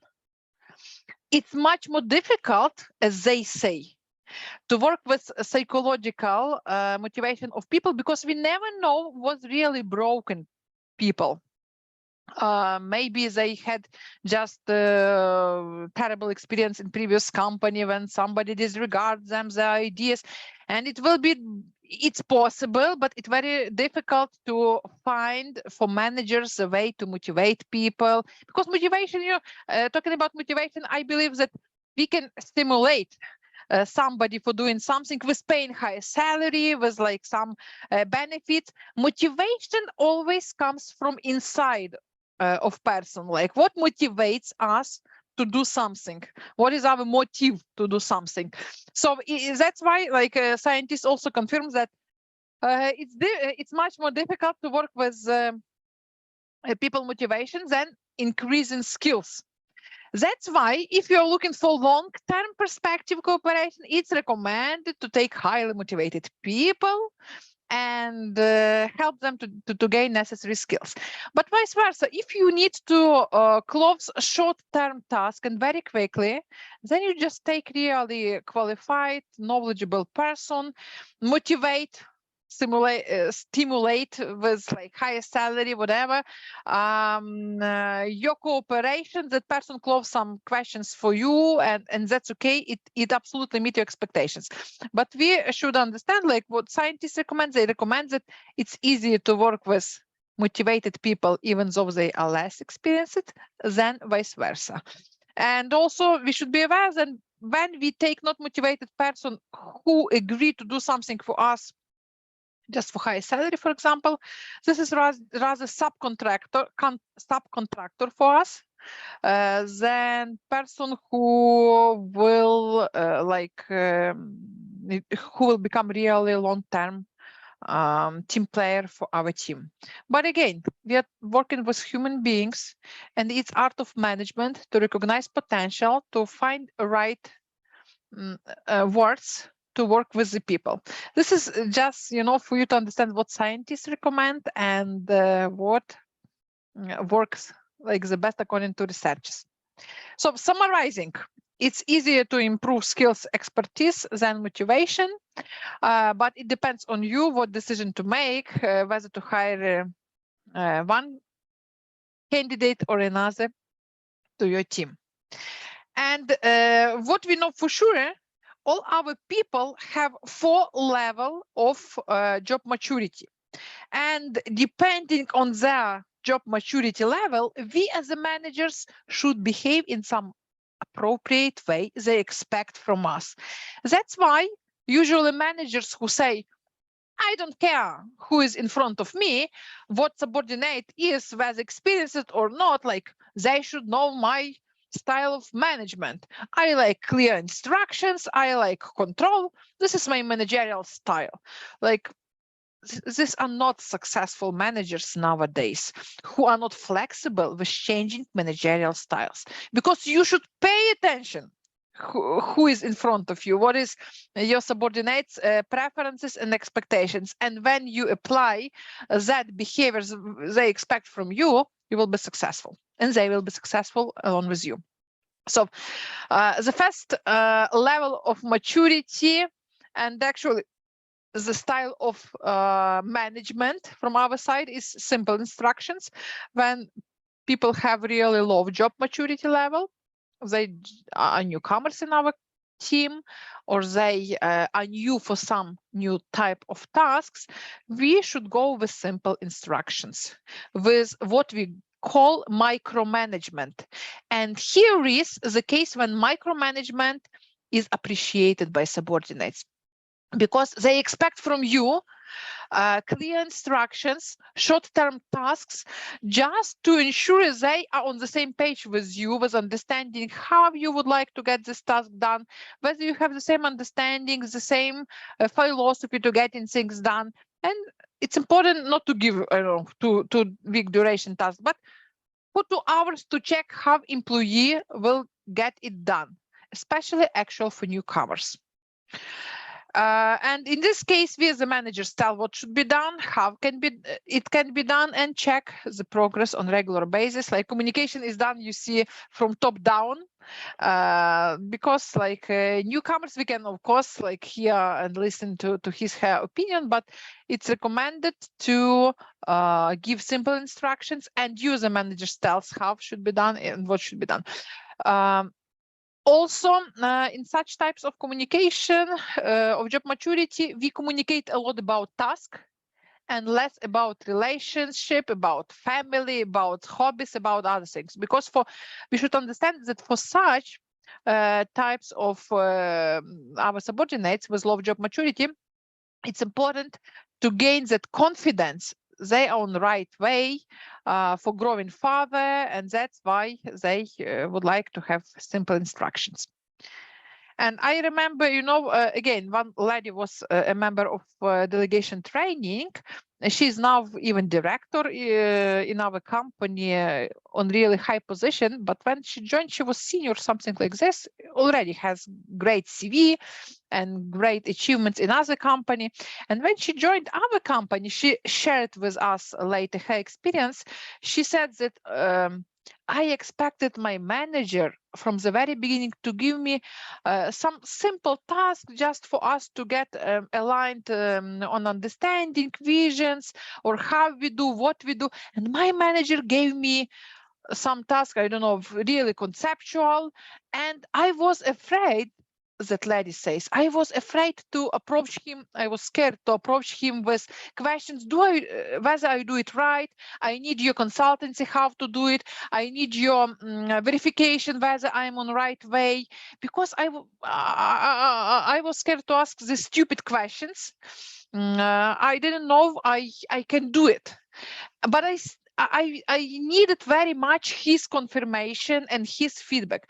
And the manager later shared with her that he wanted to ask her like how is it going, but again didn't want to upset her, to disappoint her with many questions, and didn't want to have micromanagement.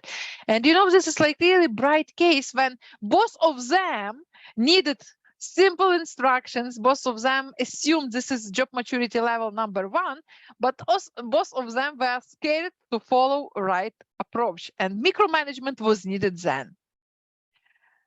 The second level, how people behave later, and how they signal to us that they are ready for more complex tasks to be delegated to them, is they keep asking questions, they keep investigating more what is done, how is done. They came up with ideas how can be done it in different way.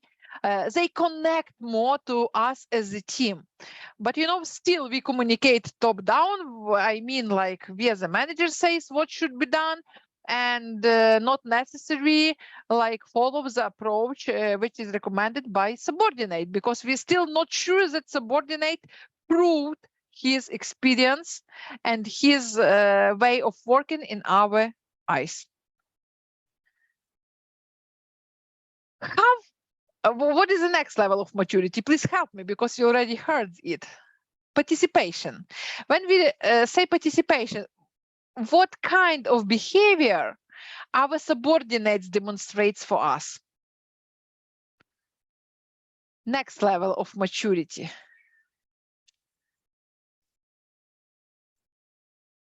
Our subordinates, you know, do well everything we delegate to them. I mean, delegate assigned tasks, short-term tasks for half a day, for several hours, but actually since some period of time, they not just wait for us as the managers to tell them what to do and give simple instructions or long instructions, but they start taking active part in generating ideas, in designing some services our departments provides, and they are willing not just follow what is told to them, but also they would like to tell what should be done and how should be done. And we as the managers, if we would like to demonstrate our trust and support to those people, we should listen to them. We should allow them to become really participants of everything we do, not just the person who perform according to clear instructions. And also those people on participation level job maturity, they already communicate well with their peers. They know very well their colleagues from other departments. We as the managers listen to their ideas. We take those ideas and apply them for implementation. So this is four-way communication. And you know what the biggest mistake can be done by us as the managers when we are on level 3 of when participate is on level 3 of his her maturity level, and what mistake we as managers can do? How do you think? The mistake which will really break motivation, and like what's wrong can be done by managers when our subordinate is on participation level of maturity. There is even special wall, like this is not real wall, but wall which can be broken between level 3 and level 2. Help me. You're supposed already to hear about it before. I'm not sure we covered this topic already with Natalia, because we should have one more with her training, and probably it will be there.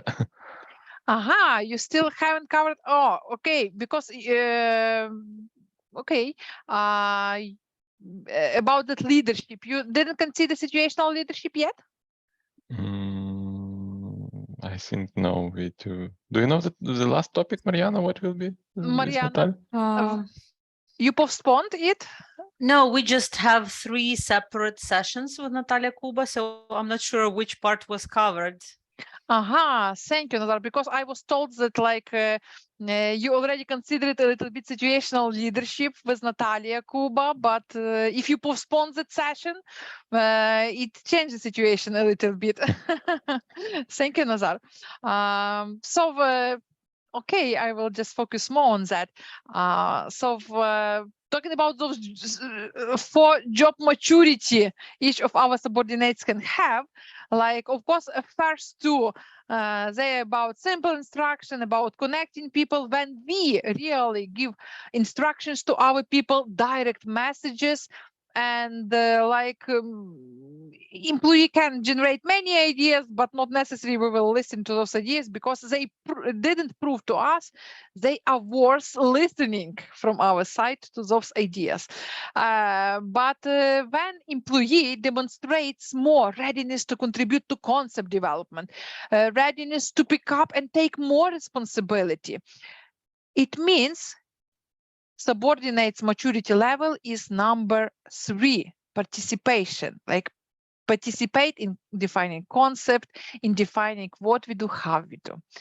And the biggest mistake which managers can do here, like, is just provide not correct feedback.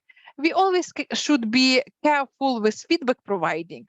But if, for example, here we allowed our subordinates to expect from us that they are participants of the whole process, people start generating idea, and we as a manager say, oh my God, what a stupid idea is. Have you came up with such idea yourself, or like you heard it somewhere?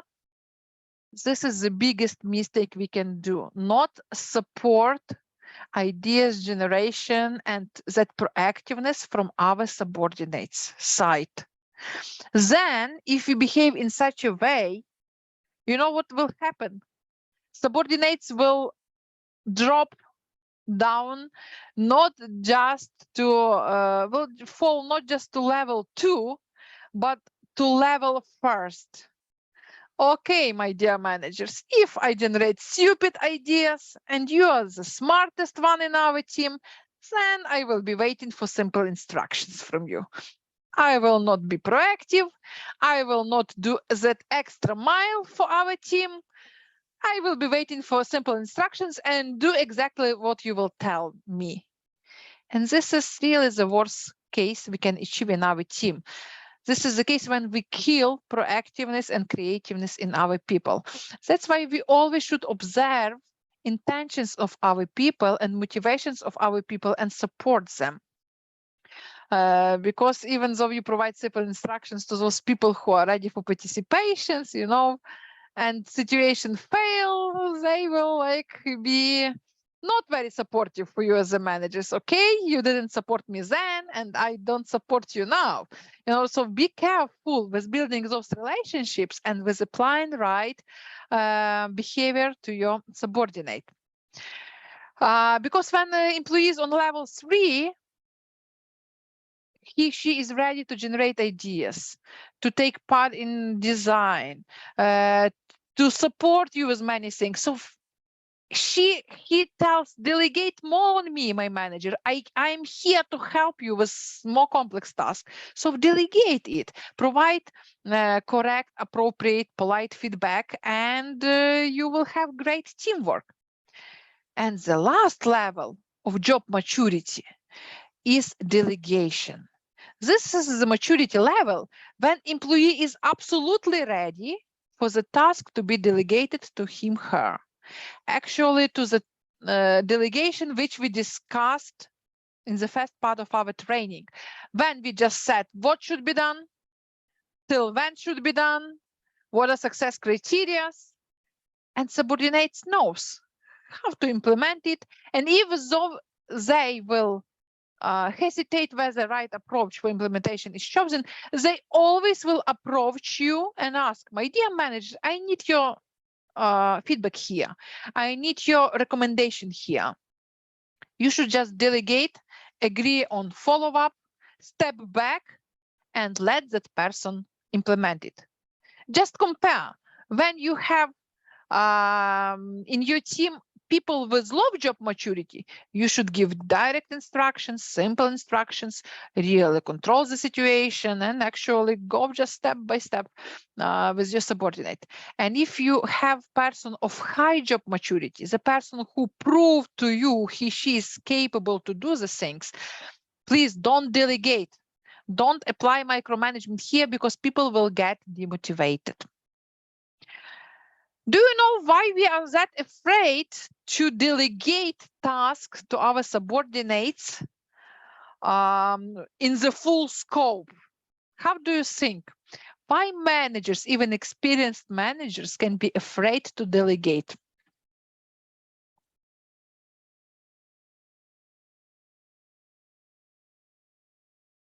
Any ideas?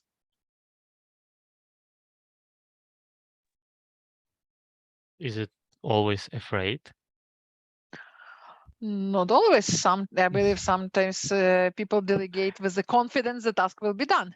But what is the main reason that we as the managers can be really scared to delegate, don't want to delegate? Besides those psychological things, you know, we discussed at the very beginning, which are obstacles for us.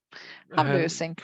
Well, there is the case that we have already, I suppose, discussed, and I had such examples in my previous experiences. Like there is, I don't know how to properly say it, a class of managers who doesn't want to delegate for them to be really important on their job place, and they don't delegate tasks, they don't share experience because it makes them really like, I'm a really experienced, and my team, they are just my team, and I'm really like really valuable person, really important person for the company. So there are a lot of people who think that sharing their experience, delegating some tasks will make them not really important. So they afraid of the I see.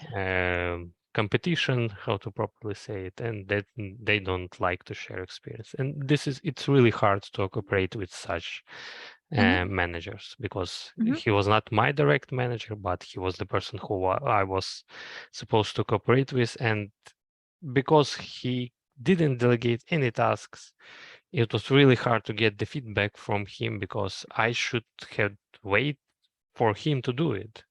And the process was really, really slow because of that, compared to the other managers who delegated these tasks.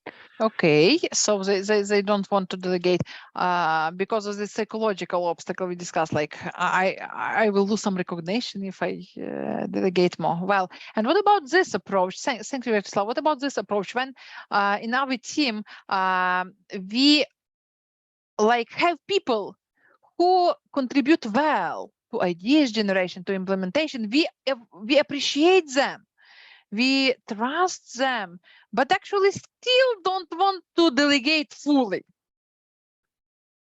What can be cases? So I'm leading you to like the answer, which usually say why managers are afraid to delegate. They are afraid to lose control. Because if I delegate fully, even to the person with whom I have been working for a while, for years, I will lose control. That's why I, as a manager, prefer still to, tell my subordinate how to do it, have more often status check and so on. But ask yourself, if you go with your people through all those stages, simple instructions, connecting, selling, participation, should you be really afraid to lose control? That person already proved to you that you can trust him, her. You can count on him, her. He is reliable. You should not be afraid to lose control. You should be afraid to lose control if somebody new joined your team, even with good CV, with great experience, but in another company. And if you delegate fully everything to that person without any cooperation experience with that person, I mean personal cooperation experience, then you should be afraid to lose control. And by the way, this is the biggest mistake which many managers do. When some cool person, I mean, with like great records in his job profile, with great curriculum vita, joins a team, so managers see, oh, this is a great guy. He has done that many great things in another company. Let me delegate this problem fully to him. He will find concept. He will find like he will do implementation. That's it. And this is the biggest problem, because doesn't matter how professional and cool newcomer is, she is still newcomer for you. She is still new for you. You have not gained your personal experience for that with him. And actually we can fully delegate without fear to lose control only if we went together through all these 4 stages of like collaboration, cooperation, simple instruction, connection, selling, participation, delegation. And this is, by the way, very good even method to check whether your newcomer who just joined your team is willing to follow your rules, to like develop relationships. You are managers, I'm subordinate. If she follows all the stages, or maybe you are going to give some short-term task to him, her, and he tells like, oh, come on, I did many such tasks. This is not the right way you do it. I will tell you how to do it right. Doesn't matter. This is my first day in your company. I know how to do it better. You should such messages really concerns because it means that person is not ready to be led by you, and that person knows better how to do all those things, and you should double check whether you will be able to build a right relationship and long-term cooperation with that person. Vice versa, we should appreciate people who have really great experience in other companies.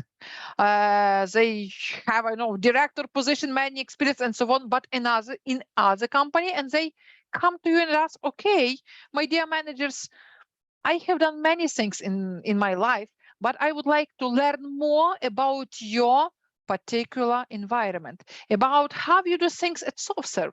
What are your best practices? And actually, please give me just just some similar, not similar, but simple things to do, so that like not maybe simple things, but actually some task I will do with your help, just to get aligned on our vision, on our values, on our beliefs. And if such people are smart, they will very quickly pass through all those levels: simple instruction, connecting, participation, and very soon they will be on delegation maturity level for you, and you will be able to delegate without any concerns to lose control. You will trust. Going through all those things builds trust between subordinate and manager. And actually, at this stage of collaboration, delegation, we should really listen a lot to our subordinate. And speaking honestly, we even don't have a need to talk a lot with such people, because we know many about those people. We know much about their capacities. Let us just set task set deadline, set expected outcomes, and step back and let people work. And let us better focus our attention and time on people with lower maturity level who really needs from us simple instructions, support, and like leading them with more attention.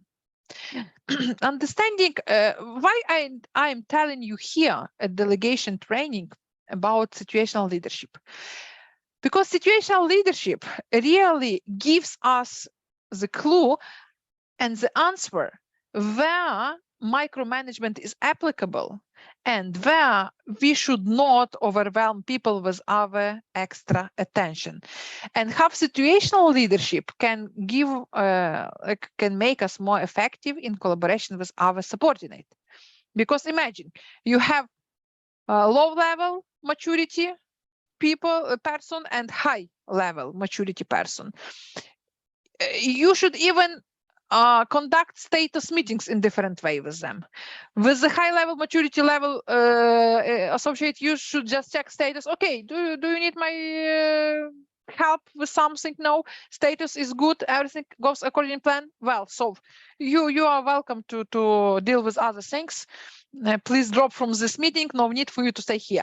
And if you have juniors with low maturity level, of course you should like discuss in more details, and just different ways, different behaviors. This is what situational leadership is about. And those who practice of situational leadership, they are very successful, effective, and appreciated by their subordinates leaders. Dear colleagues, any questions, comments? Does it make sense for you, this concept, that theory?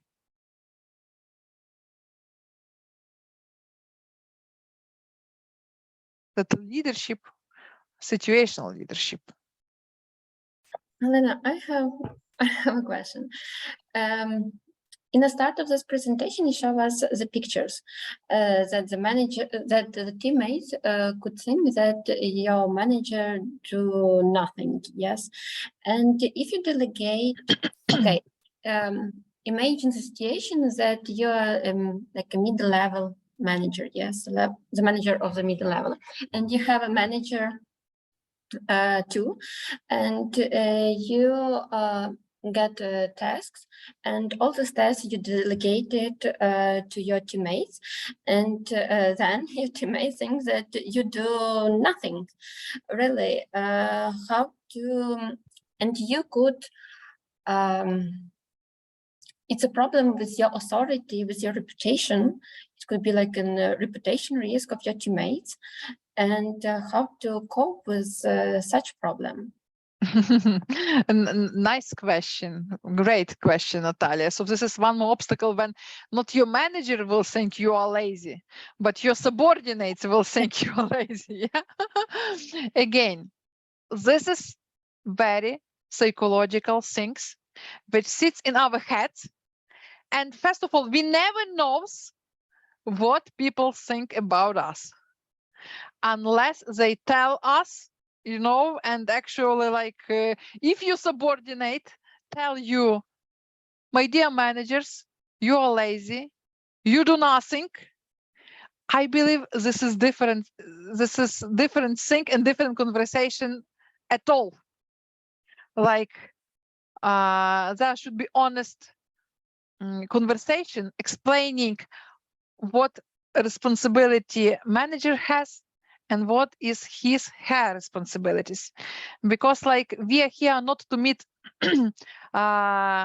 expectations. I'm not like right when I tell we are not here to meet expectations of our subordinates, because we should understand the expectations of our subordinate.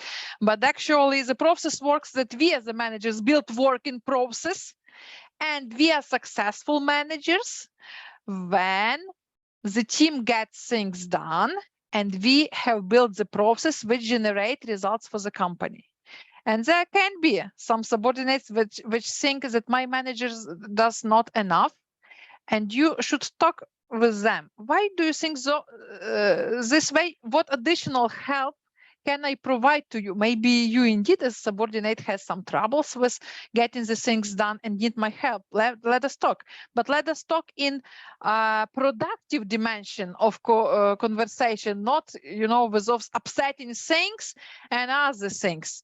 And first of all, again, as for me, this is really psychological obstacle sitting in heads of especially managers beginning, that my subordinates will think I'm lazy. Come on.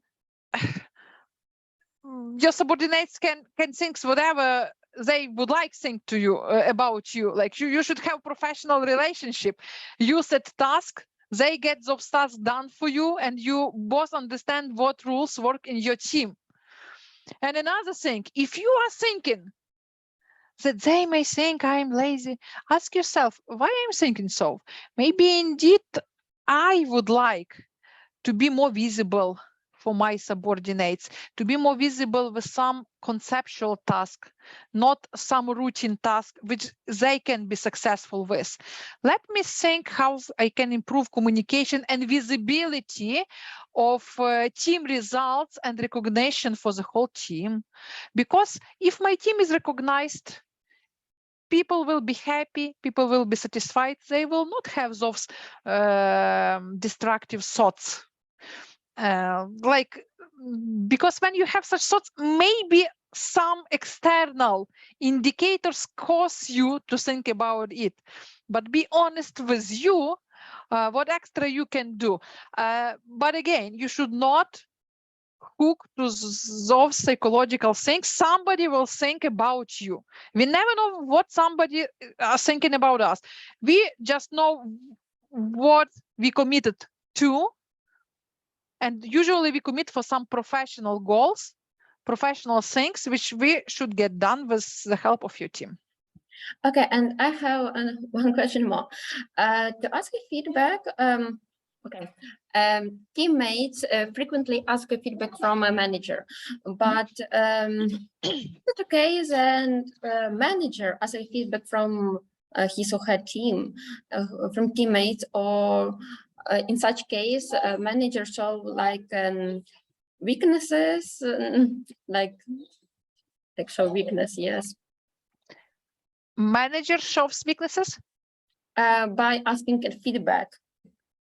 Excuse me, I'm not sure I got your questions. Like when manager ask feedback from teammates? Yes. You consider this is like demonstrating your weaknesses? Yeah. You know, I don't agree with you here, absolutely. Because it's very rarely a situation when a manager asks a feedback from a teammate. And very frequently the teammates ask feedback from a manager. You know, first of all, talking about feedback culture in the team, in the company, it's very, you know, the company which has great culture of giving feedback, these are strong companies. Very strong companies. And, you know, like the right behavior expecting from managers, from everybody in our company is to look for feedback. Because only having feedback from all the people we cooperate with our managers, with our subordinates, with our peers, this is a kind of mirror which give us our like understanding how we look in their eyes. And this is the only opportunity for us to understand what are potential for improvement for us. Personally, I also not only I asking about feedback from my subordinates all the time, but we have processes set for that. You know, we have media checking, performance appraisals. Peakon. We have Peakon for that. Yeah, Peakon and many. And this is very right thing, because if some manager doesn't look for feedback, and moreover disregard it, and moreover consider I will look as weak person when I ask for feedback. Wow, you know, this is destructive way of thinking, and it will this is just stopper for your further development. And I personally appreciate a lot when my manager ask me regularly, like how by the way, I do the same with my subordinates. What can I do in different way to help you to be more successful?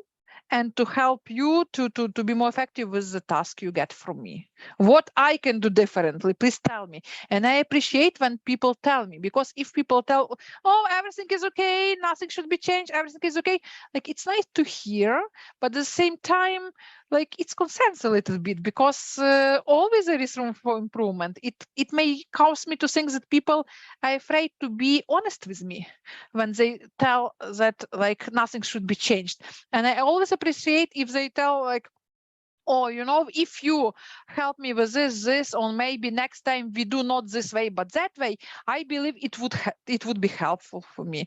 Like that's okay. And, you know, only through such very often not easy conversations, relations are built, relations become closer, and the team becomes stronger. And I know for sure that only people who are open to feedback, and they consider feedback not as something upsetting, disappointing, but the way to become better, only such people become stronger and more effective.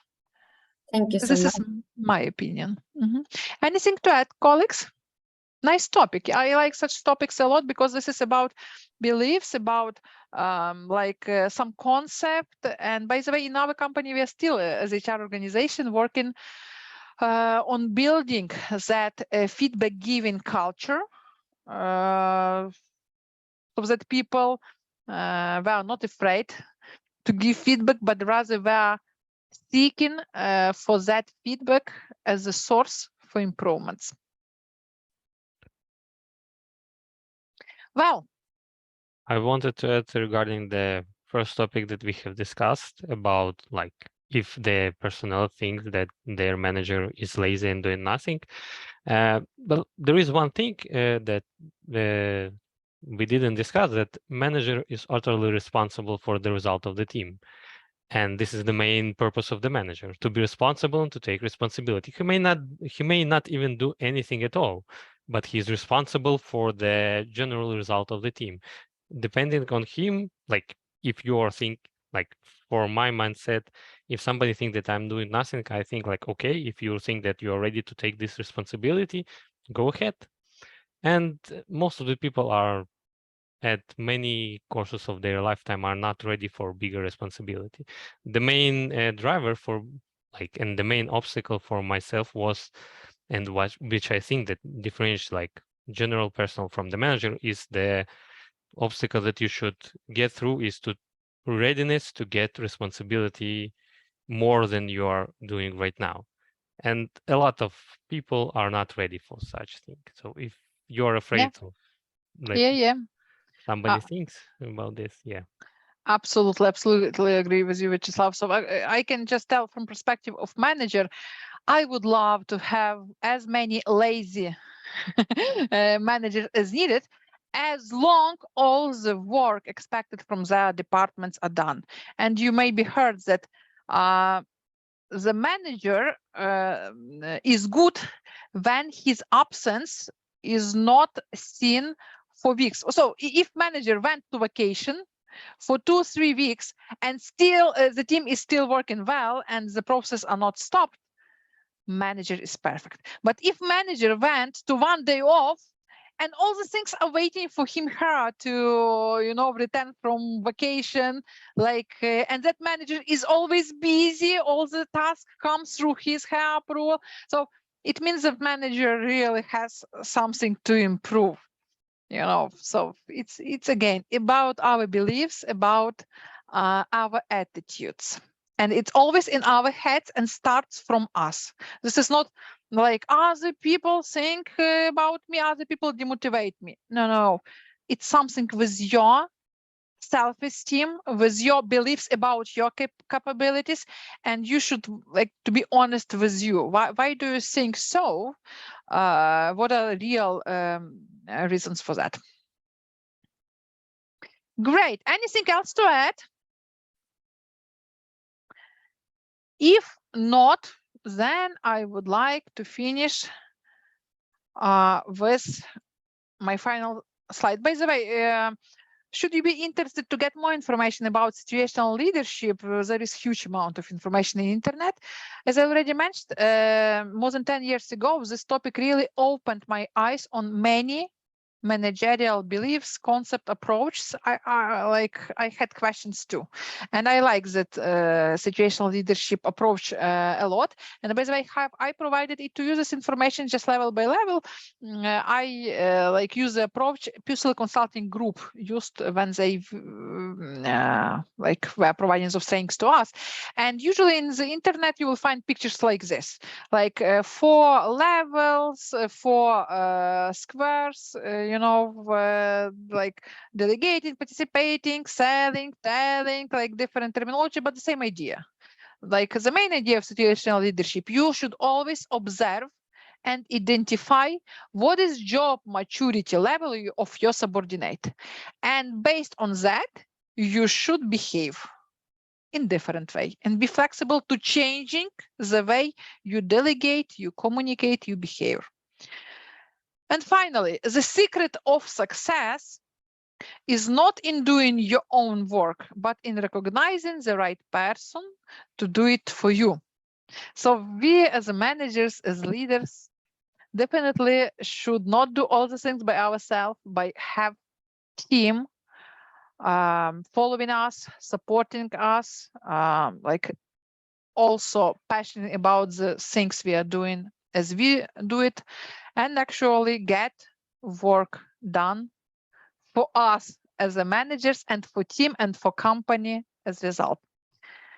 So I wishing you to enjoy everything you will do, to practice delegation, to become better and better in delegation and in teamwork, because delegation is really, and situational leadership is a key thing for building effective teamwork, for giving and building productive atmosphere in your team. So practice it, build it from day to day, and actually you will ensure the environment you would like to have.